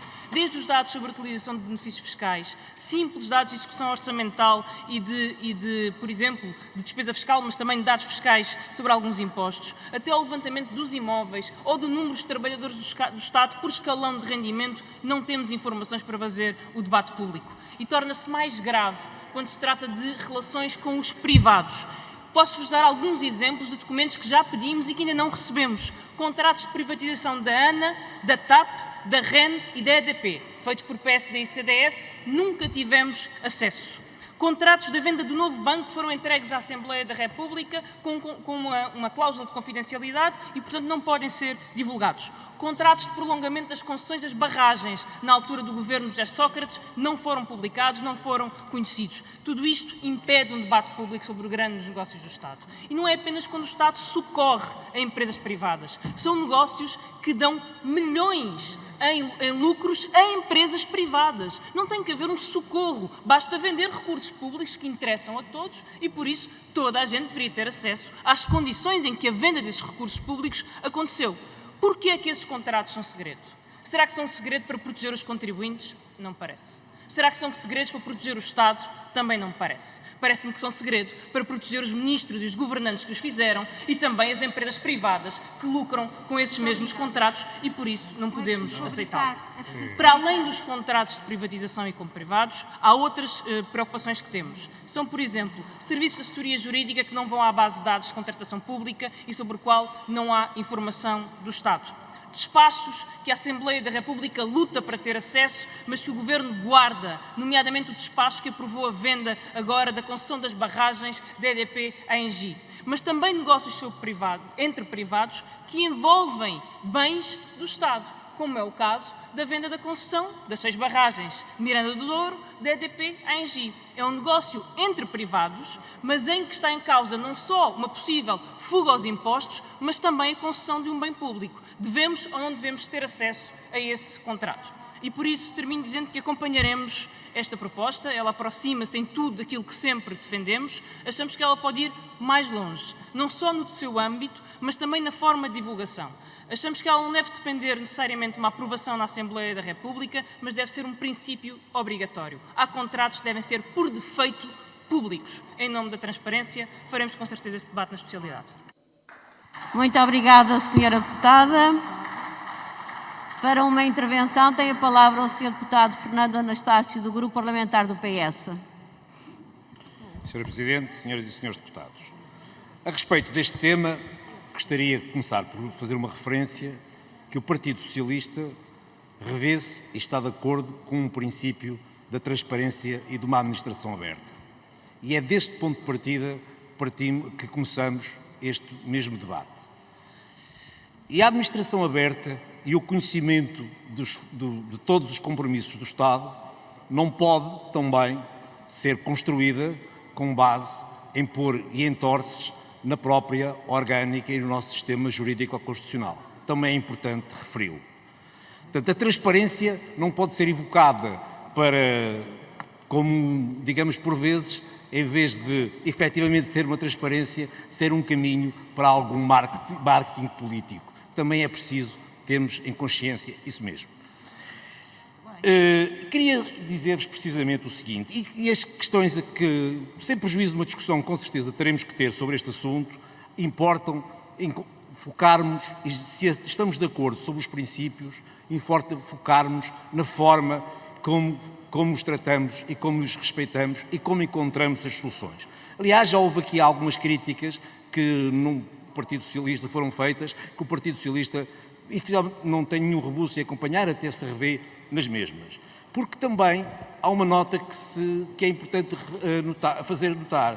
Os diplomas, conforme foram apresentados, não questionam, não põem em crise, nem sequer fazem a crítica ao regime que temos em funcionamento, que é o regime do Decreto-Lei 26 de 2006, onde tem um conjunto de mecanismos que têm a ver com a transparência e, portanto, acho que há aqui um enfoque distorcido quando se fala de desclassificação. À Assembleia da República não cabe classificar ou desclassificar. À Assembleia da República cabe sim conhecer, exercer o seu mandato de fiscalização e é nesse quadro de transparência com os cidadãos e é nesse quadro que nós nos colocamos. E, ora, por isso mesmo, e mantermos a questão nos termos em questão, haveria um notório conflito entre a proposta que é apresentada e todo o regime que nós temos no nosso ordenamento jurídico sobre a transparência e o acesso a documentos públicos. E é nesta perspectiva, aliás, esse regime é um regime que também decorre da importação para o direito interno de um conjunto de normas diretivas europeias e também de proteção de dados e que nós, de alguma maneira, penso que não está na gênese e no pensamento dos propositores, pura e simplesmente implodi-lo e jogá-lo pela janela fora de uma assentada, porque não é esse. Esses são também princípios basilares do Estado de Direito que a transparência não põe em causa, antes pelo contrário, reforça. Estes projetos, portanto, como disse, assentam numa notória confusão de conceitos e nós teremos com certeza a possibilidade, ou deveremos ter, ou teremos que ter inclusivamente a necessidade de os rever e de os colocar no sítio certo. Tornar documentos administrativos acessíveis hoje é possível, é facto, mas também reconheço que temos um sistema que por vezes, e não me custa muito dizer isso, ou pelo caminho pela CPD, pela Comissão de Proteção de Dados, ou pelo caminho da LADA, nós encontramos dificuldades que por vezes seriam se calhar melhor e seria se calhar ter um pensamento a ter, é porque não, à semelhança de muitos países europeus, nós não temos um sistema que agrupe no quadro da proteção de dados e também no sistema, no próprio regime da transparência, uma única só entidade que possa fazer esta verificação, esta classificação, esta desclassificação e garantir este efetivo acesso. É uma pista que deixa a reflexão e que poderá e deverá, na minha perspectiva, ser considerada no nosso debate. A AR, a seguir e a aprovar o que está aqui, estaria hoje a pôr em causa a sua função parlamentar e teria claramente a entrar naquilo que seria uma função administrativa. E eu chamo a atenção que, de facto, já tivemos aqui, e até recentemente, em 2019, um mecanismo que aprovamos, que já foi hoje aqui referido, que nos permite ter acesso a um conjunto de documentação e de informação, nomeadamente sobre o sistema bancário, que todos nós tínhamos a certeza é uma das motivações dos propositores. Mas há depois perguntas que nos colocam. Para o PSD é importante o sistema bancário, eu não concordo. Mas a pergunta, e o sistema de saúde? Os senhores não querem conhecer os contratos do sistema das questões de saúde? Ou essas não fazem parte das vossas preocupações? Ou é um setor tão caro que merece para o PSD o sigílio? São contradições evidentes destes diplomas que também importa referir. E quanto ao projeto do PAN, eu também gostaria que, se fosse possível, um racional, porque 14 anos para trás? Porque não 5? Se o Sr. Deputado André Silva me conseguir explicar porque 14 anos para trás, eu gostava de perceber. Aliás, isto entronca numa outra das questões, que é a questão da retroatividade. Acho que também temos de ter um cuidado muito, porque não podemos pôr em causa conjunto de compromissos, sem prejuízo até, eu não quero discutir se as medidas de confidencialidade que possam estar nesses contratos sejam corretas ou não, mas nós temos um ordenamento jurídico que temos que respeitar. Então, tem neste quadro geral preocupação com a transparência que o Partido Socialista, vou já terminar, Sra. Presidente, se colocará e, portanto, relativamente a estes projetos, repito, com a mesma declaração que comecei, transparência, administração aberta, são princípios muito caros ao Partido Socialista. Muito obrigado. Muito obrigada, Sr. Deputado. Chegamos ao fim deste debate. Para proceder ao encerramento, aliás, antes do fim, para proceder ao encerramento, tem a palavra o Sr. Deputado Hugo Carneiro, do Grupo Parlamentar do PSD. Sra. Presidente, senhores deputados, antes de mais agradecer todas as intervenções, acho que foram bastante úteis. Algumas trouxeram até algumas sugestões e propostas que eu agradeço e que nós devemos, efetivamente, se este projeto for aprovado na generalidade, ponderar na especialidade. Naturalmente que o projeto que hoje trazemos aqui não tem soluções fechadas em tudo. É um ponto de partida para a discussão da especialidade, conquanto passe na generalidade. Portanto, o alargamento a outros setores, por exemplo, foi aqui referido a saúde. Podemos equacionar, não tomo isso como fechado, nenhum de nós tomará isso como fechado. Aquilo que me preocupa é que, efetivamente, os cidadãos / contribuintes, e, portanto, há contribuintes que não são necessariamente cidadãos portugueses, mas que também contribuem para o Estado com o pagamento dos seus impostos. Portanto, eles devem poder aceder a algumas destas informações e é aquilo que nós propomos. A nossa solução diz claramente que, a partir do momento da dita desclassificação, pode ser o direito de acesso à informação. É uma questão de terminologia ou de técnica jurídica, não vejo objeções a isso. Mas, a partir do momento em que isso aconteça, essa informação passa a ser do domínio público sem qualquer restrição tirando as restrições que decorram do segredo de Estado, do segredo de Justiça ou da proteção de dados que aqui se deva impor. Há, no entanto, uma conclusão que eu tiro deste debate. Há um amplo consenso neste Parlamento para que se avance com uma solução. E esta não é uma solução administrativa. E não é uma solução que vem desvirtuar o quadro legal que já hoje existe. Precisamente porque o quadro legal existente é um quadro muito determinístico relativamente a certas situações. Mas esta não está prevista em lado nenhum. E nós queremos resolver definitivamente esse problema.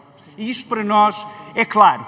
Há um consenso, nós desafiamos, portanto, o PS, que me pareceu que foi aquele partido mais hesitante, não percebi exatamente a posição, que se junte a nós e que ajude na especialidade a melhorar os projetos de lei que estão em cima da mesa. Ganhará a transparência, ganhará a democracia, ganharão os cidadãos. Estamos a falar do uso de dinheiros públicos e, portanto, todos eles devem poder conhecer a sua utilização ou o seu comprometimento. Obrigado. Peço Muito obrigada, Sr. Deputado. Passamos ao ponto seguinte, ponto 3.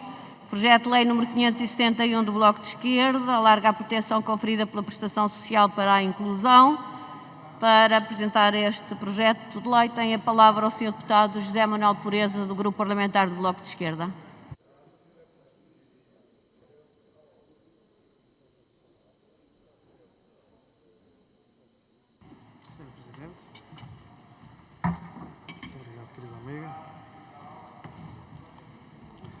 Senhora Presidente, senhoras e senhores deputados, se há um programa de ação para a inclusão das pessoas com deficiência na sociedade, esse programa só pode ser a Convenção das Nações Unidas sobre os Direitos das Pessoas com Deficiência, aprovada em 2006 e ratificada por Portugal em 2009.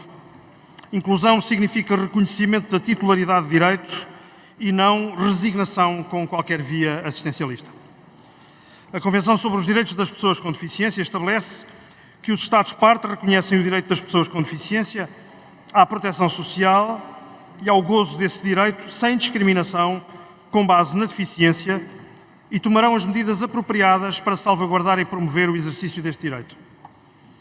A Prestação Social para a Inclusão, criada em 2017, é o instrumento de política de inclusão que melhor materializa esse reconhecimento a que Portugal está internacionalmente obrigado. Na verdade, a Prestação Social para a Inclusão assenta numa filosofia que se afasta de uma abordagem assistencialista e se funda antes numa perspectiva de garantia da efetividade dos direitos destas pessoas, que se concretiza na cobertura pública dos gastos com que a deficiência onera as pessoas com deficiência e no combate à pobreza potenciada pela deficiência. Mas o regime da Prestação Social para a Inclusão tem evidenciado imperfeições e insuficiências que se impõe colmatar para permitir alcançar de forma cabal aqueles objetivos. E eu refiro 3. O Bloco de Esquerda, na linha das observações do Mecanismo Nacional de Monitorização da Implementação da Convenção sobre os Direitos das Pessoas com Deficiência, identificou justamente esse conjunto de alterações essenciais com vista ao aperfeiçoamento e à maior justiça e eficácia daquela que é uma prestação social tão importante.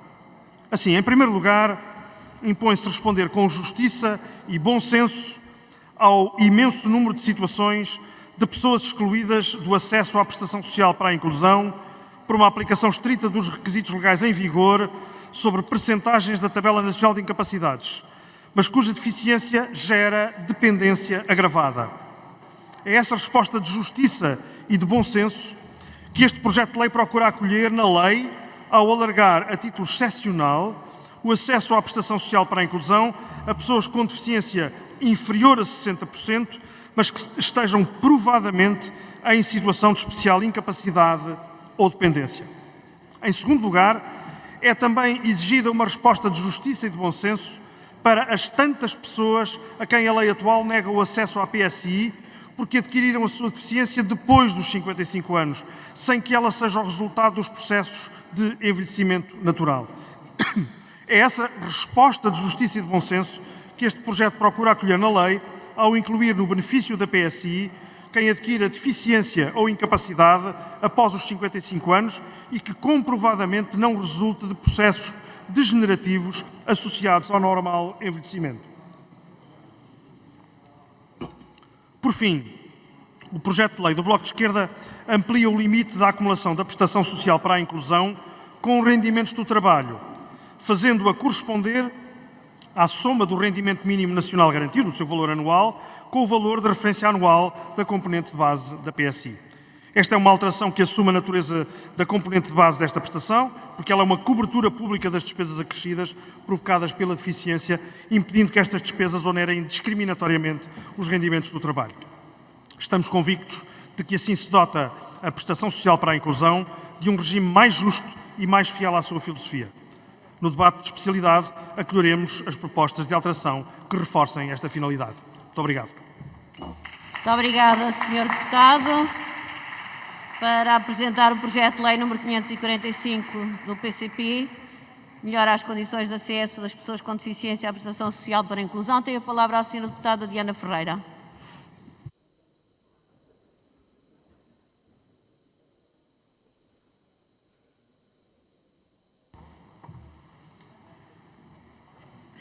Muito obrigada, Sra. Presidente, Srs. Deputados. Desde a criação da Prestação Social para a Inclusão, que o PCP tem defendido que esta prestação não poderia nunca significar menos proteção social para as pessoas com deficiência e que esta prestação pode e deve ser um instrumento e uma oportunidade para melhorar e aprofundar essa proteção social. Em diversos momentos, o PCP tem intervindo sobre a necessidade de se levar a cabo um processo de revisão e reforço da proteção social na deficiência e em outras situações de incapacidade, visando a adoção de critérios de justiça na atribuição de prestações sociais que permitam compensar de encargos as necessidades específicas que decorrem das situações de deficiência. Sabemos que a criação de uma prestação única nesta área corresponde a uma reivindicação antiga das organizações representativas das pessoas com deficiência, mas importa também que esta prestação signifique uma efetiva proteção social para estas pessoas. E por isso temos defendido que a abrangência da mesma deveria ser mais ampla e significativa e temos apresentado várias propostas neste sentido. Hoje voltamos a fazê-lo. Temos afirmado que a forma como foi desenhada a PSI, designadamente no que se refere à idade dos 55 anos para reconhecimento da deficiência, excluiria muitas pessoas com deficiência do acesso a esta prestação social. E por isso mesmo, nesta iniciativa, propomos que a PSI possa ser atribuída a quem adquira deficiência ou incapacidade após os 55 anos, quando se comprove não resultar de processos degenerativos comuns ou associados ao normal envelhecimento. Mas propomos também um reforço da prestação social para a inclusão com o seu pagamento a 14 meses, considerando inclusive que esta prestação substituiu outras que tinham esta modalidade de pagamento. E destinando-se esta prestação a pessoas com deficiência igual ou superior a 60% e de forma mais favorável a pessoas com deficiência com incapacidade superior a 80%, acaba por deixar de fora situações em que, não se atingindo os 60% de incapacidade, estas mesmas pessoas podem sentir obstáculos iguais ou equiparáveis àquelas que são as situações já contempladas em lei. E por isso mesmo defendemos que, em casos excepcionais e devidamente fundamentados e de acordo com um parecer favorável do INR, possa ser reconhecido o direito a esta prestação a beneficiários que, tendo um grau de incapacidade inferior a 60%, estejam também numa situação particularmente incapacitante. A necessidade do reforço da proteção social das pessoas com deficiência assume especial importância e urgência no atual momento que vivemos. Entendemos também que o reforço da prestação social para a inclusão deve ser acompanhado de outras medidas que garantam um emprego com direitos e uma formação profissional que corresponda à aquisição de conhecimentos, capacidades e competências para a inclusão na vida ativa. O acesso ao emprego com direitos é um dos fatores fundamentais para que as pessoas com deficiência construam uma vida autónoma e independente, permitindo ainda reforçar o seu direito à segurança social. E sem prejuízo de um conjunto alargado de medidas transversais que importa tomar e efetivar e com as quais o PCP continua comprometido, a proteção social e o acesso à mesma por parte das pessoas com deficiência pode traçar um caminho que garanta melhores condições de vida a estas pessoas e às suas famílias, especialmente considerando as situações de grande vulnerabilidade a que estão sujeitos e especialmente sabendo que este é um dos grupos sociais mais atingidos pela pobreza e pela exclusão social. Hoje deixamos um contributo para aprofundar a proteção social das pessoas com deficiência por via da melhoria da prestação social para a inclusão, alargando a sua abrangência, reforçando os seus valores e melhorando as condições de atribuição da mesma. Muito obrigada, Sra. Deputada. Para apresentar o projeto de lei do CDS-PP, melhoria das condições para acesso à prestação social para a inclusão e aumento do valor da acumulação da componente base com rendimentos de trabalho, tem a palavra o Sr. Deputado João Almeida. Muito obrigado, Sra. Presidente, senhoras e senhores deputados. A forma como se integram as pessoas com deficiência numa sociedade e a forma como as prestações sociais são atribuídas nesse sentido é claramente uma forma de podermos avaliar o nível de desenvolvimento dessa sociedade e também o nível de desenvolvimento dos mecanismos sociais que o Estado tem ao seu dispor. No que diz respeito à prestação social para a inclusão, desde o início que apontamos algumas falhas que deveriam ser corrigidas. Fizemo-lo não só nessa altura, quando foi criada, mas também em propostas que apresentámos sucessivamente para que essas matérias fossem avaliadas e pudessem ser corrigidas. Estamos a falar essencialmente de duas questões. A primeira tem a ver com uma discriminação em função da idade.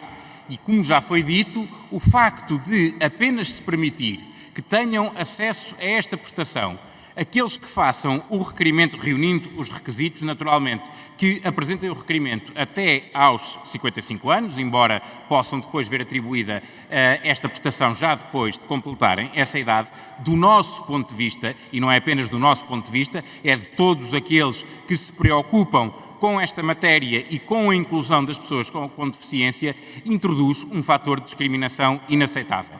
É certo que devem ser ponderadas questões do processo degenerativo e do envelhecimento natural. O que não se pode presumir é que, a partir dos 55 anos, toda a gente que tenha efetivamente um determinado nível de incapacidade, no caso de 60%, igual ou superior, que isso decorre do processo de envelhecimento comum ou do processo degenerativo natural. Obviamente isto é totalmente inaceitável, muito mais quando a esperança de vida evolui felizmente no sentido positivo, as pessoas vivem mais e 55 anos é uma idade que obviamente não faz qualquer sentido como limitação.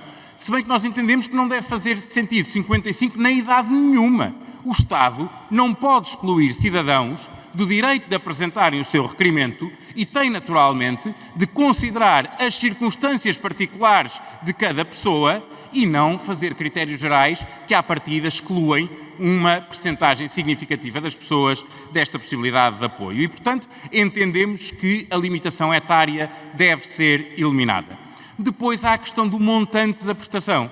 Não faz sentido ter uma lei que diz que a prestação pode ser acumulada com a retribuição mínima garantida, com o salário mínimo, e depois estabelecer anualmente, como já aconteceu este ano, um valor máximo que é inferior à soma do valor da pensão, do valor base da prestação, e da retribuição mínima garantida. Ou seja, o Estado acaba por frustrar aquele que é o comando legislativo que está em vigor. Isto é também inaceitável e, devendo o Estado cumprir, não cumprindo, cabe-nos alterar a lei no sentido de impor que, naturalmente, quem, tendo uma situação de incapacidade, ainda assim quer trabalhar, trabalha, não ser prejudicado por o fazer, não deixar de receber o montante da prestação social a que tem pleno direito por estar a trabalhar. Isso é um incentivo exatamente contrário àquele que deve existir numa sociedade desenvolvida, como falei no início, que valoriza a inclusão das pessoas com deficiência. O ideal é exatamente conseguirmos atribuir uma prestação por essa deficiência, mas também conseguirmos a inclusão da pessoa e, se ela puder trabalhar, melhor ainda. como disse no início, a forma como alterarmos esta legislação e como aperfeiçoarmos a prestação social para a inclusão dirá muito sobre a forma como tratamos as pessoas com deficiência e como as conseguimos incluir na nossa sociedade. Muito obrigado. Muito obrigada, Sr. Deputado. Projeto de Lei número 629 do PAN, para apresentar este projeto, majoração da componente base de prestação social para a inclusão. Tem a palavra a Sra. Deputada Inês Sousa Real.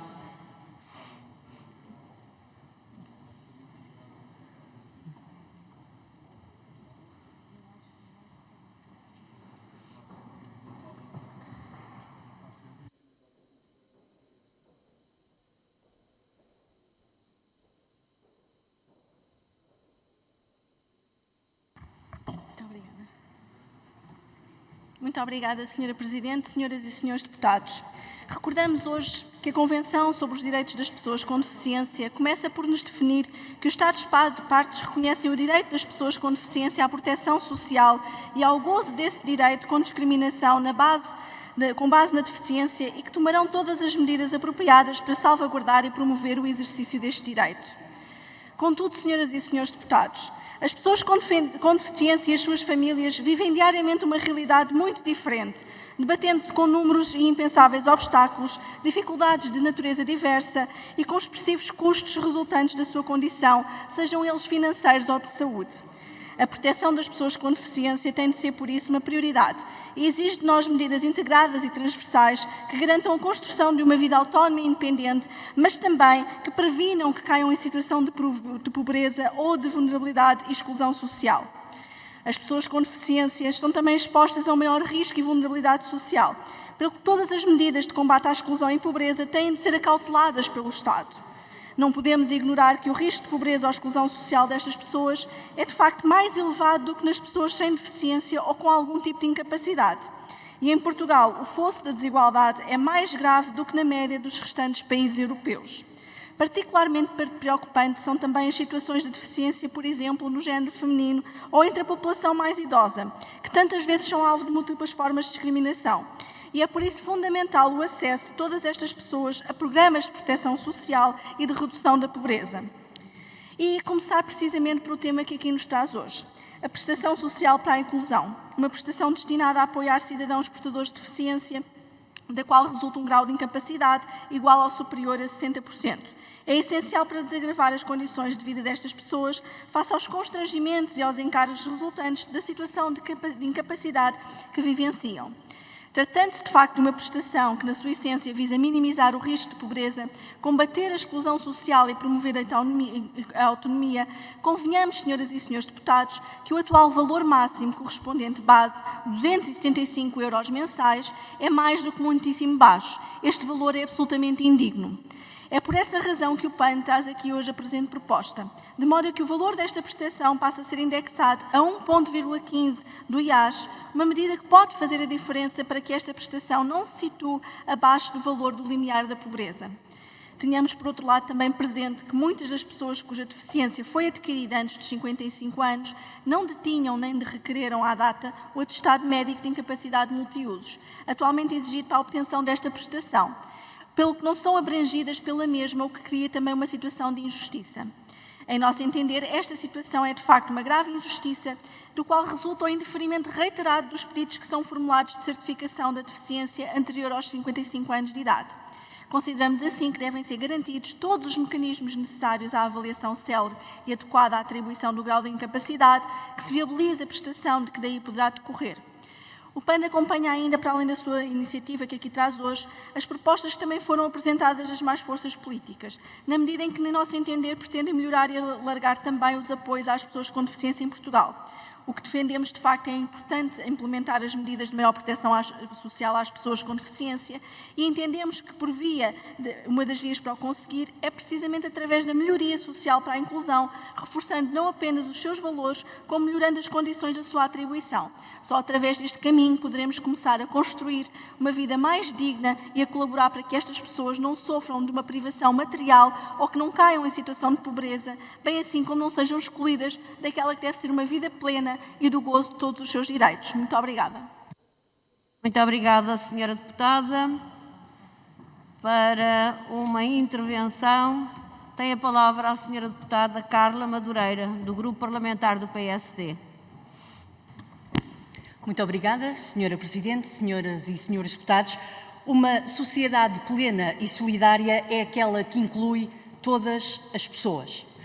Em boa verdade, nas últimas 2 décadas temos feito progressos assinaláveis na integração das pessoas com deficiência, mas devemos reconhecer que temos ainda um longo caminho a percorrer na sua autonomia e proteção social, na educação inclusiva, na transição da escola para a vida ativa dos jovens com incapacidades ou com limitações físicas, motoras ou cognitivas. E, entre outros, na integração no mercado do trabalho. A este nível, preocupa-nos a redução das taxas de emprego das pessoas com deficiência e o aumento das pessoas desempregadas, fazendo com que as taxas de risco de pobreza ou exclusão social neste grupo social em Portugal seja claramente superior aos valores médios da União Europeia. Preocupa-nos também que o próprio Estado não cumpra as metas que impõe a si próprio no emprego desta população. Esta tarde estão em discussão 4 projetos de lei que vão no sentido de reforçar o alcance da prestação social de inclusão. Não colocando em causa a bondade que está na base destas iniciativas, não devemos perder de vista também o necessário balanceamento de certas medidas que a capacidade da Segurança Social tem neste momento e que passa por gravíssimas pressões, nomeadamente financeiras. Mas ainda, quando não dispomos de estimativas quanto ao universo dos potenciais beneficiários. Por outro lado, devemos ter alguma ponderação e bom senso, nomeadamente na cronologia das medidas que se propõem e que se querem postas em prática. Ora, a matéria dos projetos de lei que hoje estão em análise acabou por ser rejeitada por esta Assembleia da República na discussão e votação do Orçamento de Estado para 2021. Além disso, temos que recordar que a Portaria 5 de 2021, de 6 de janeiro, procedeu à atualização do valor de referência anual da componente base da prestação social para a inclusão e do limite máximo anual de acumulação da componente base com rendimentos do trabalho. Acresce que uma nova alteração legislativa com aumento de despesa só teria efeitos práticos no próximo ano com um novo Orçamento de Estado. Senhora Presidente, senhoras e senhores deputados, o Governo escreveu no seu programa que a proteção das pessoas com deficiência ou incapacidade é uma prioridade e um desígnio nacional. A Secretária de Estado para a Inclusão das Pessoas com Deficiência anunciou em novembro de 2020 que o estudo relativo à reforma antecipada para pessoas com deficiência estava a ser trabalhado e que até ao final do ano chegaria às organizações representativas destes cidadãos. Na mesma ocasião, a Secretária de Estado referiu também que durante o mês de dezembro estava prevista uma reunião do Conselho Nacional para as Políticas de Solidariedade e Segurança Social e que seria apresentado o estudo preliminar sobre a reforma antecipada das pessoas com deficiência. O ano de 2020 já terminou e nem esse estudo, nem qualquer proposta nesse âmbito nos foram apresentados. Nada que nos surpreenda num governo pródigo em anunciar e voltar a anunciar e que invariavelmente não cumpre ou tarda a concretizar e a operacionalizar. Para o PSD é fundamental que este estudo conheça a luz do dia. Por isso mesmo, o Partido Social Democrata apresentou o projeto de resolução 844, que incita o Governo a apresentar, com caráter de urgência, o estudo relativo à definição das condições de acesso à reforma antecipada para pessoas com deficiência. Mais, o PSD pretende que no estudo constem efetivamente os vários cenários, as diversas combinações de variáveis, assim como a quantificação financeira das múltiplas possibilidades. O Governo e o Partido Socialista estão a falhar com os portugueses. Muito obrigada. Muito obrigada, senhora deputada. Para uma intervenção tem a palavra o senhor deputado José Luís Ferreira, do Grupo Parlamentar dos Verdes.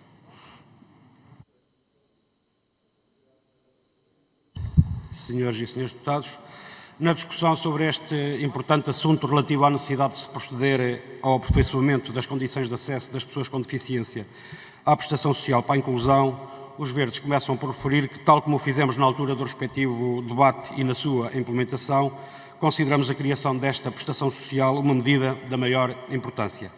A nosso ver, esta prestação social para a inclusão, que muito valorizamos, representa uma medida ou um instrumento que, para além de ter constituído uma reivindicação antiga das organizações representativas das pessoas com deficiência, procura ainda ir ao encontro dos objetivos estabelecidos na Convenção dos Direitos das Pessoas com Deficiência, uma convenção que o nosso país subscreveu e que, portanto, também a ela está vinculado. Sucede que, apesar da sua importância, esta prestação apresenta algumas fragilidades e insuficiências que decorrem, nomeadamente, de dois fatores. Por um lado, o facto da prestação social para a inclusão abranger apenas pessoas com deficiência igual ou superior a 60%, o que exclui um universo considerável de situações onde a incapacidade, sendo inferior a 60%, representa obstáculos semelhantes a pessoas com 60% de incapacidade, e, por outro, ao estabelecer a idade mínima de 55 anos para o reconhecimento da incapacidade, deixa de fora do seu acesso um universo de pessoas com deficiência ainda maior. De resto, quando a prestação social para a inclusão foi criada, o próprio Mecanismo Nacional de Monitorização da Convenção sobre os Direitos das Pessoas com Deficiência apontou alguns reparos, tendo inclusivamente sugerido ao Governo um conjunto de recomendações que passavam, nomeadamente, por remover as restrições de acesso à prestação em razão da idade ou do grau de incapacidade atestado, sob pena de se estar a potenciar fatores de desigualdade, quando o objetivo é exatamente o oposto. Mas mais, se esta prestação tem nos seus objetivos também o apoio a pessoas com deficiência que se encontrem em situações de pobreza, o Mecanismo Nacional de Monitorização da Convenção sobre os Direitos das Pessoas com Deficiência chama ainda a atenção para a necessidade de estabelecer um valor distinto para as pessoas com deficiência, considerando os custos acrescidos que decorrem dessa situação de pobreza. Para além disso, importa recordar que a nossa Constituição atribui ao Estado a responsabilidade de realizar uma política nacional de prevenção, tratamento, reabilitação e integração das pessoas com deficiência, bem como de apoio às suas famílias, devendo o Estado assumir o encargo de efetiva realização dos seus direitos. E, portanto, apesar da importância que os Verdes atribuem à prestação social para a inclusão, consideramos que é necessário proceder aos ajustamentos que respondam aos problemas que acabei de identificar e iremos votar a favor das propostas que, a nosso ver, possam exatamente dar essas mesmas respostas. Muito obrigado. Muito obrigada, Sr. Deputado. Para uma intervenção tem a palavra a Sra. Deputada Marta Freitas, do Grupo Parlamentar do PS. Obrigada, Sra. Presidente. Senhoras Deputadas, Srs. Deputados, hoje debatemos então projetos de lei referentes à prestação social para a inclusão. E antes de mais, importa sempre relembrar que a prestação social para a inclusão foi uma medida que em 2017 foi criada pelo Governo do Partido Socialista. E o Governo tem procedido à concretização das fases previstas na sua implementação, segundo o Decreto-Lei 126-A 2017, 6 de outubro, permitindo assim o apoio às pessoas com deficiência e responder a encargos no domínio da deficiência. A criação desta prestação social permitiu englobar antigos beneficiários do subsídio mensal vitalício e da pensão social de invalidez e estender a cobertura de prestação social a novos beneficiários. Deste modo, o que se verificou foi, efetivamente, que a PSI permitiu um aumento de 25% a 34% do apoio atribuído em relação ao subsídio mensal vitalício, para além de permitir uma cobertura de prestação social a novos beneficiários que até à data não tinham qualquer proteção social. Hoje a PSI conta com mais de 110 mil beneficiários, permitindo assim pessoas com deficiência ou com grau de incapacidade igual ou superior a 60% terem um apoio face à sua condição, responder a constrangimentos financeiros resultantes da deficiência e alcançar a sua autonomia e inclusão social. Tem sido para o Partido Socialista uma prioridade e reformulação das prestações sociais para as pessoas com deficiência e a elaboração de um modelo para a prestação única que respondesse de forma mais simplificada e com maior eficácia ao quadro das prestações sociais na área da deficiência. A PSI, neste momento, é a única prestação não contributiva que permite um rendimento direto aos beneficiários, independentemente da condição de pobreza. O Partido Socialista efetivamente tem marcado avanços em prestações sociais mais modernas, mais inclusivas, e são exemplo a PSI, o Complemento Social para o Idoso, até o rendimento mínimo garantido, o atual RSI. Não foi o CDS, não foi o PSD, não foi o PSP, nem o Bloco de Esquerda, nem outro partido político. Foi o Partido Socialista que introduziu estes apoios sociais para que ninguém ficasse para trás numa perspectiva de cidadania. A verdade é única. Permanece uma vontade do Governo do Partido Socialista em trabalhar continuamente sobre a prestação social de inclusão, prestação esta que comprovou ser uma alavanca contra a inatividade, sendo possível conciliar com a atividade laboral, condição esta que não era possível anteriormente, bem como a participação plena da pessoa com deficiência na sociedade, na medida das suas capacidades, sem deixar de proteger as situações de deficiência profunda. Com a última atualização, o valor médio mensal componente da base da PSI corresponde a cerca de 275 €, podendo a componente base e complemento atingir cerca de 768 €, o que corresponde a aumentos efetivos de 25% a 34% relativamente ao subsídio mensal vitalício, para além dos aumentos que foram verificados na bonificação da deficiência e no subsídio de assistência à terceira pessoa. Ainda no que se refere às propostas que estão aqui a ser colocadas pelos proponentes, destaco o seguinte: é importante uma reflexão no sentido de não colocarmos em causa a PSI, sobrecarregando-a nas alterações às condições gerais de atribuição da prestação. Ao introduzir questões que possam não estar relacionadas com a própria deficiência, poderão canalizar recursos para quem tem uma capacidade que possa ser decorrente de projetos generativos associados ao envelhecimento e não somente para pessoas que têm deficiência e para a qual se destina a PSI. Parece-nos que o que aqui propõem, em muitos casos, possa ser difícil de avaliar e com certezas comprovar, e é tão difícil de avaliar e de provar que os próprios proponentes acabam por alargar este universo de beneficiários da PSI, mas remetem a difícil tarefa para o Governo, para que este regulamente o que é difícil ou impossível de fazer técnica e juridicamente, não havendo um entendimento dos especialistas sobre esta matéria. Ainda no que respeita à alteração ao limiar da acumulação da componente base, na exposição dos motivos dos proponentes, nesta exposição não se verifica a contabilização do universo das pessoas que podem ser abrangidas e do impacto orçamental que poderá trazer estas alterações. Como já referi, o Partido Socialista tem todo um legado de Estado Social e de medidas de proteção social, e o Grupo Parlamentar do Partido Socialista compreende até a natureza das medidas ou as pretensões propostas, contudo se verifica que o que é proposto quebra um critério que até o momento tem sido seguido, que se refere à indexação das prestações sociais ao IAS, o que requer então uma avaliação mais cuidada para que estas medidas sejam neste momento responsáveis e execuíveis. Assim, o Partido Socialista reconhece que, no que se relaciona à PSI, esta matéria não está fechada e selada, mas é intempestiva, senhora deputada. Estou a terminar, é intempestiva fazer alteração e ajustamentos a uma prestação que ainda está a finalizar a sua implementação e, por isso, dito isto, estaremos disponíveis para fazer uma reavaliação, adaptação e evolução, acima de tudo, sólida da PSI findada esta fase. Obrigada. Muito obrigada, senhora deputada.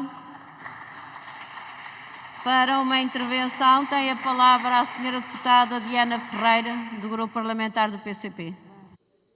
Muito obrigada, Sra. Presidente, Srs. Deputados, e dirigia-me especificamente à Sra. Deputada Carla Madureira e também à Sra. Deputada Marta Freitas, do PS, as duas últimas intervenções que ouvimos no plenário. E, Sra. Deputada Carla Madureira, do PSD, eu gostava de lembrar que a Sra. Deputada invocou aqui o Orçamento do Estado, mas esta era uma situação que podia ter ficado resolvida neste Orçamento do Estado que nós acabamos de discutir, se não tivesse o PSD com o PS votado contra a proposta que o PCP apresentou de reforço e alargamento da prestação social para a inclusão. Por isso, falar agora do Orçamento do Estado é só calçar efetivamente a falta de vontade política do PSD em contribuir para resolver esta situação.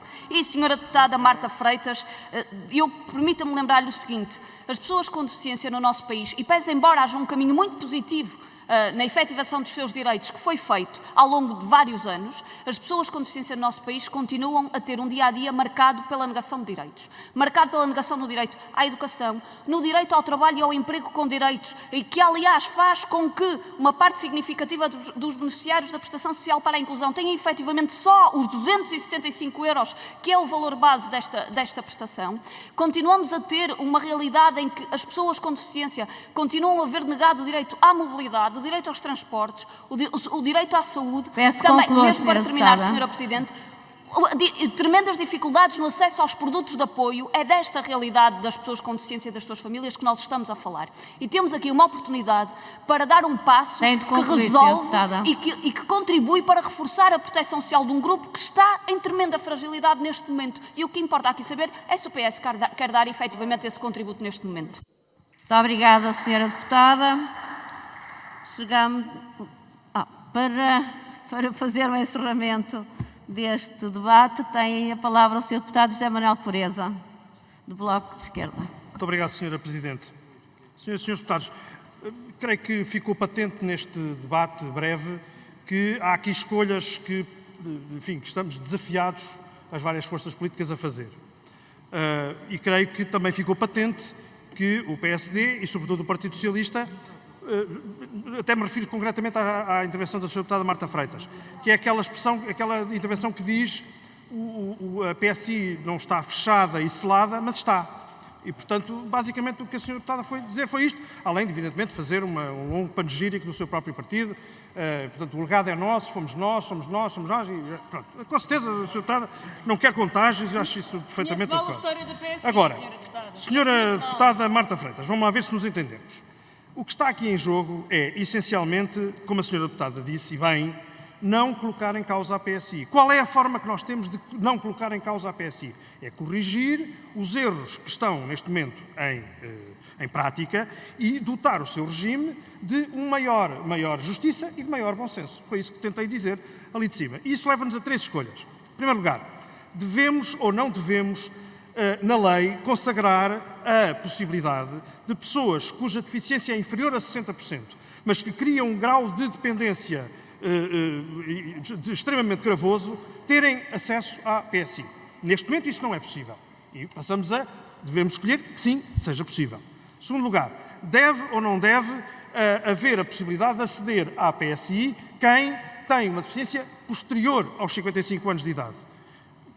Porquê é que tem que ser esse critério? Não há nenhuma razão para que seja esse critério. Em terceiro lugar, devem as pessoas que oferem a componente de base da PSI e que trabalham ser prejudicadas pelo facto de trabalhar, como muito bem disse o Sr. Deputado João Almeida há pouco. Devem ser prejudicadas? Do nosso ponto de vista, não. Não há nenhuma razão para que assim seja. Pelo contrário, isso é injustiça. Ora, se insistir nestes três erros,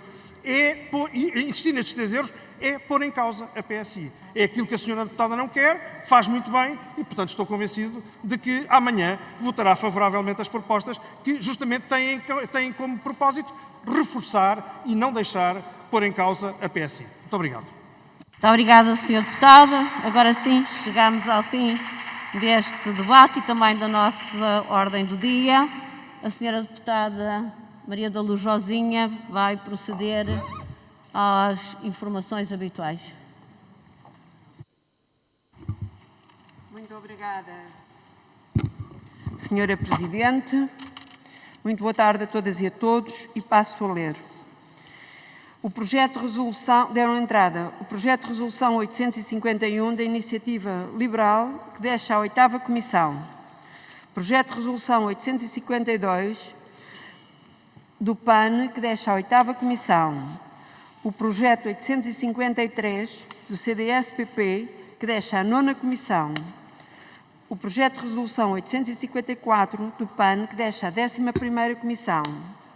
Projeto de resolução 855 do PSD, que deixa à 7ª Comissão.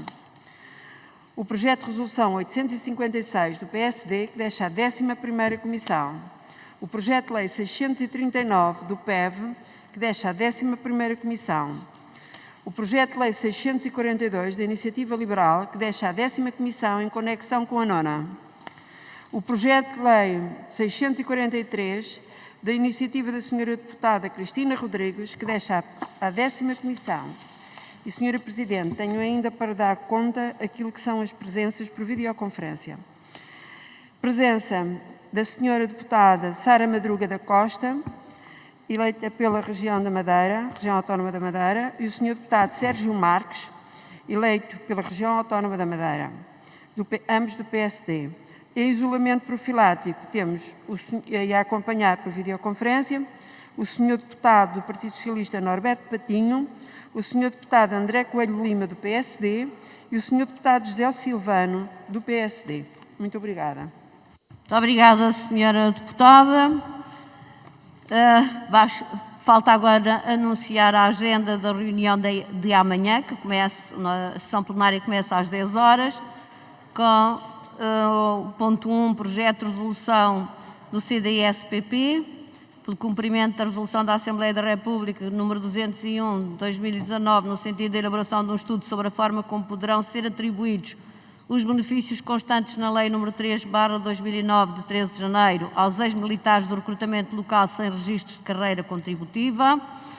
Ponto 2, projeto de lei do PAN, que regulamenta a atividade de lobbying e procede à criação de um registro de transparência e de um mecanismo de pegada legislativa. Um projeto de lei do CDS-PP, que regulamenta a atividade de representação profissional de interesses. Um projeto de lei do PS que aprova regras de transparência aplicáveis em entidades privadas que realizam representação legítima de interesses junto de entidades públicas e procede à criação de um registro de transparência da representação de interesses. Ponto 3, projeto de resolução do PEV, avaliação do Acordo Ortográfico de 1990. Ponto 4, petição número 78, da iniciativa de Júlia Cristina Guerra de Carvalho do Couto e outros, pela integração da Caixa de Previdência dos advogados e dos solicitadores na Segurança Social. Petição da iniciativa de Júlia Cristina Guerra de Carvalho do Couto e outros, nacionalização da Caixa de Previdência dos advogados e dos solicitadores por integração na Segurança Social. Projeto de lei do Bloco de Esquerda da integração da Caixa de Previdência dos advogados e solicitadores na Segurança Social. Projeto de resolução do PAN recomenda ao Governo que elabore e apresente à Assembleia da República um estudo sobre a viabilidade da integração da Caixa de Previdência dos advogados e solicitadores na Segurança Social. Projeto de lei da Sra. Deputada não inscrita Cristina Rodrigues, que garante aos advogados, solicitadores e agentes de execução a possibilidade de escolha do regime de contribuições entre a SEPAS e a Segurança Social. Projeto de lei do PS, criação de uma comissão para a eventual integração da Caixa de Previdência dos advogados e solicitadores no regime geral da Segurança Social. Projeto de resolução do PAN recomenda ao Governo que garanta aos advogados, estagiários e solicitadores uma remuneração condigna e justa pelos serviços que prestem no âmbito da proteção jurídica. Projeto de resolução da Sra. Deputada não inscrita Cristina Rodrigues recomenda ao Governo que dialogue com a SEPAS, Ordem dos Advogados e Ordem dos Solicitadores e dos Agentes de Execução no âmbito da fixação do fator de correção do indexante contributivo para 2021. Projeto de resolução do PSD recomenda ao Governo que assegure que a reflexão e ponderação sobre a possibilidade de integração da Caixa de Previdência dos advogados e dos solicitadores na Segurança Social, a ser equacionada pelo Governo, seja necessariamente feita em estreita articulação com a SEPAS, a Ordem dos Advogados e a Ordem dos Solicitadores e Agentes de Execução. Ponto 5. Petição número 25, da iniciativa de Sérgio Tavares da Silva e outros, diabetes, alargamento do acesso gratuito a dispositivos de bombas de insulina para indivíduos maiores de 18 anos. Projeto de resolução número 764 CDS-PP, com participação dos dispositivos de perfusão subcutânea contínua de insulina. Projeto de resolução do Bloco de Esquerda de alargamento do acesso gratuito a dispositivos de perfusão subcutânea contínua de insulina, bombas de insulina, para indivíduos maiores de 18 anos. Projeto de resolução do PEV, regulamentação da comparticipação de bombas de insulina e melhoria dos procedimentos de colocação e distribuição dos dispositivos. Projeto de resolução do PAN, regulamentação do regime de comparticipação dos dispositivos de perfusão contínua de insulina.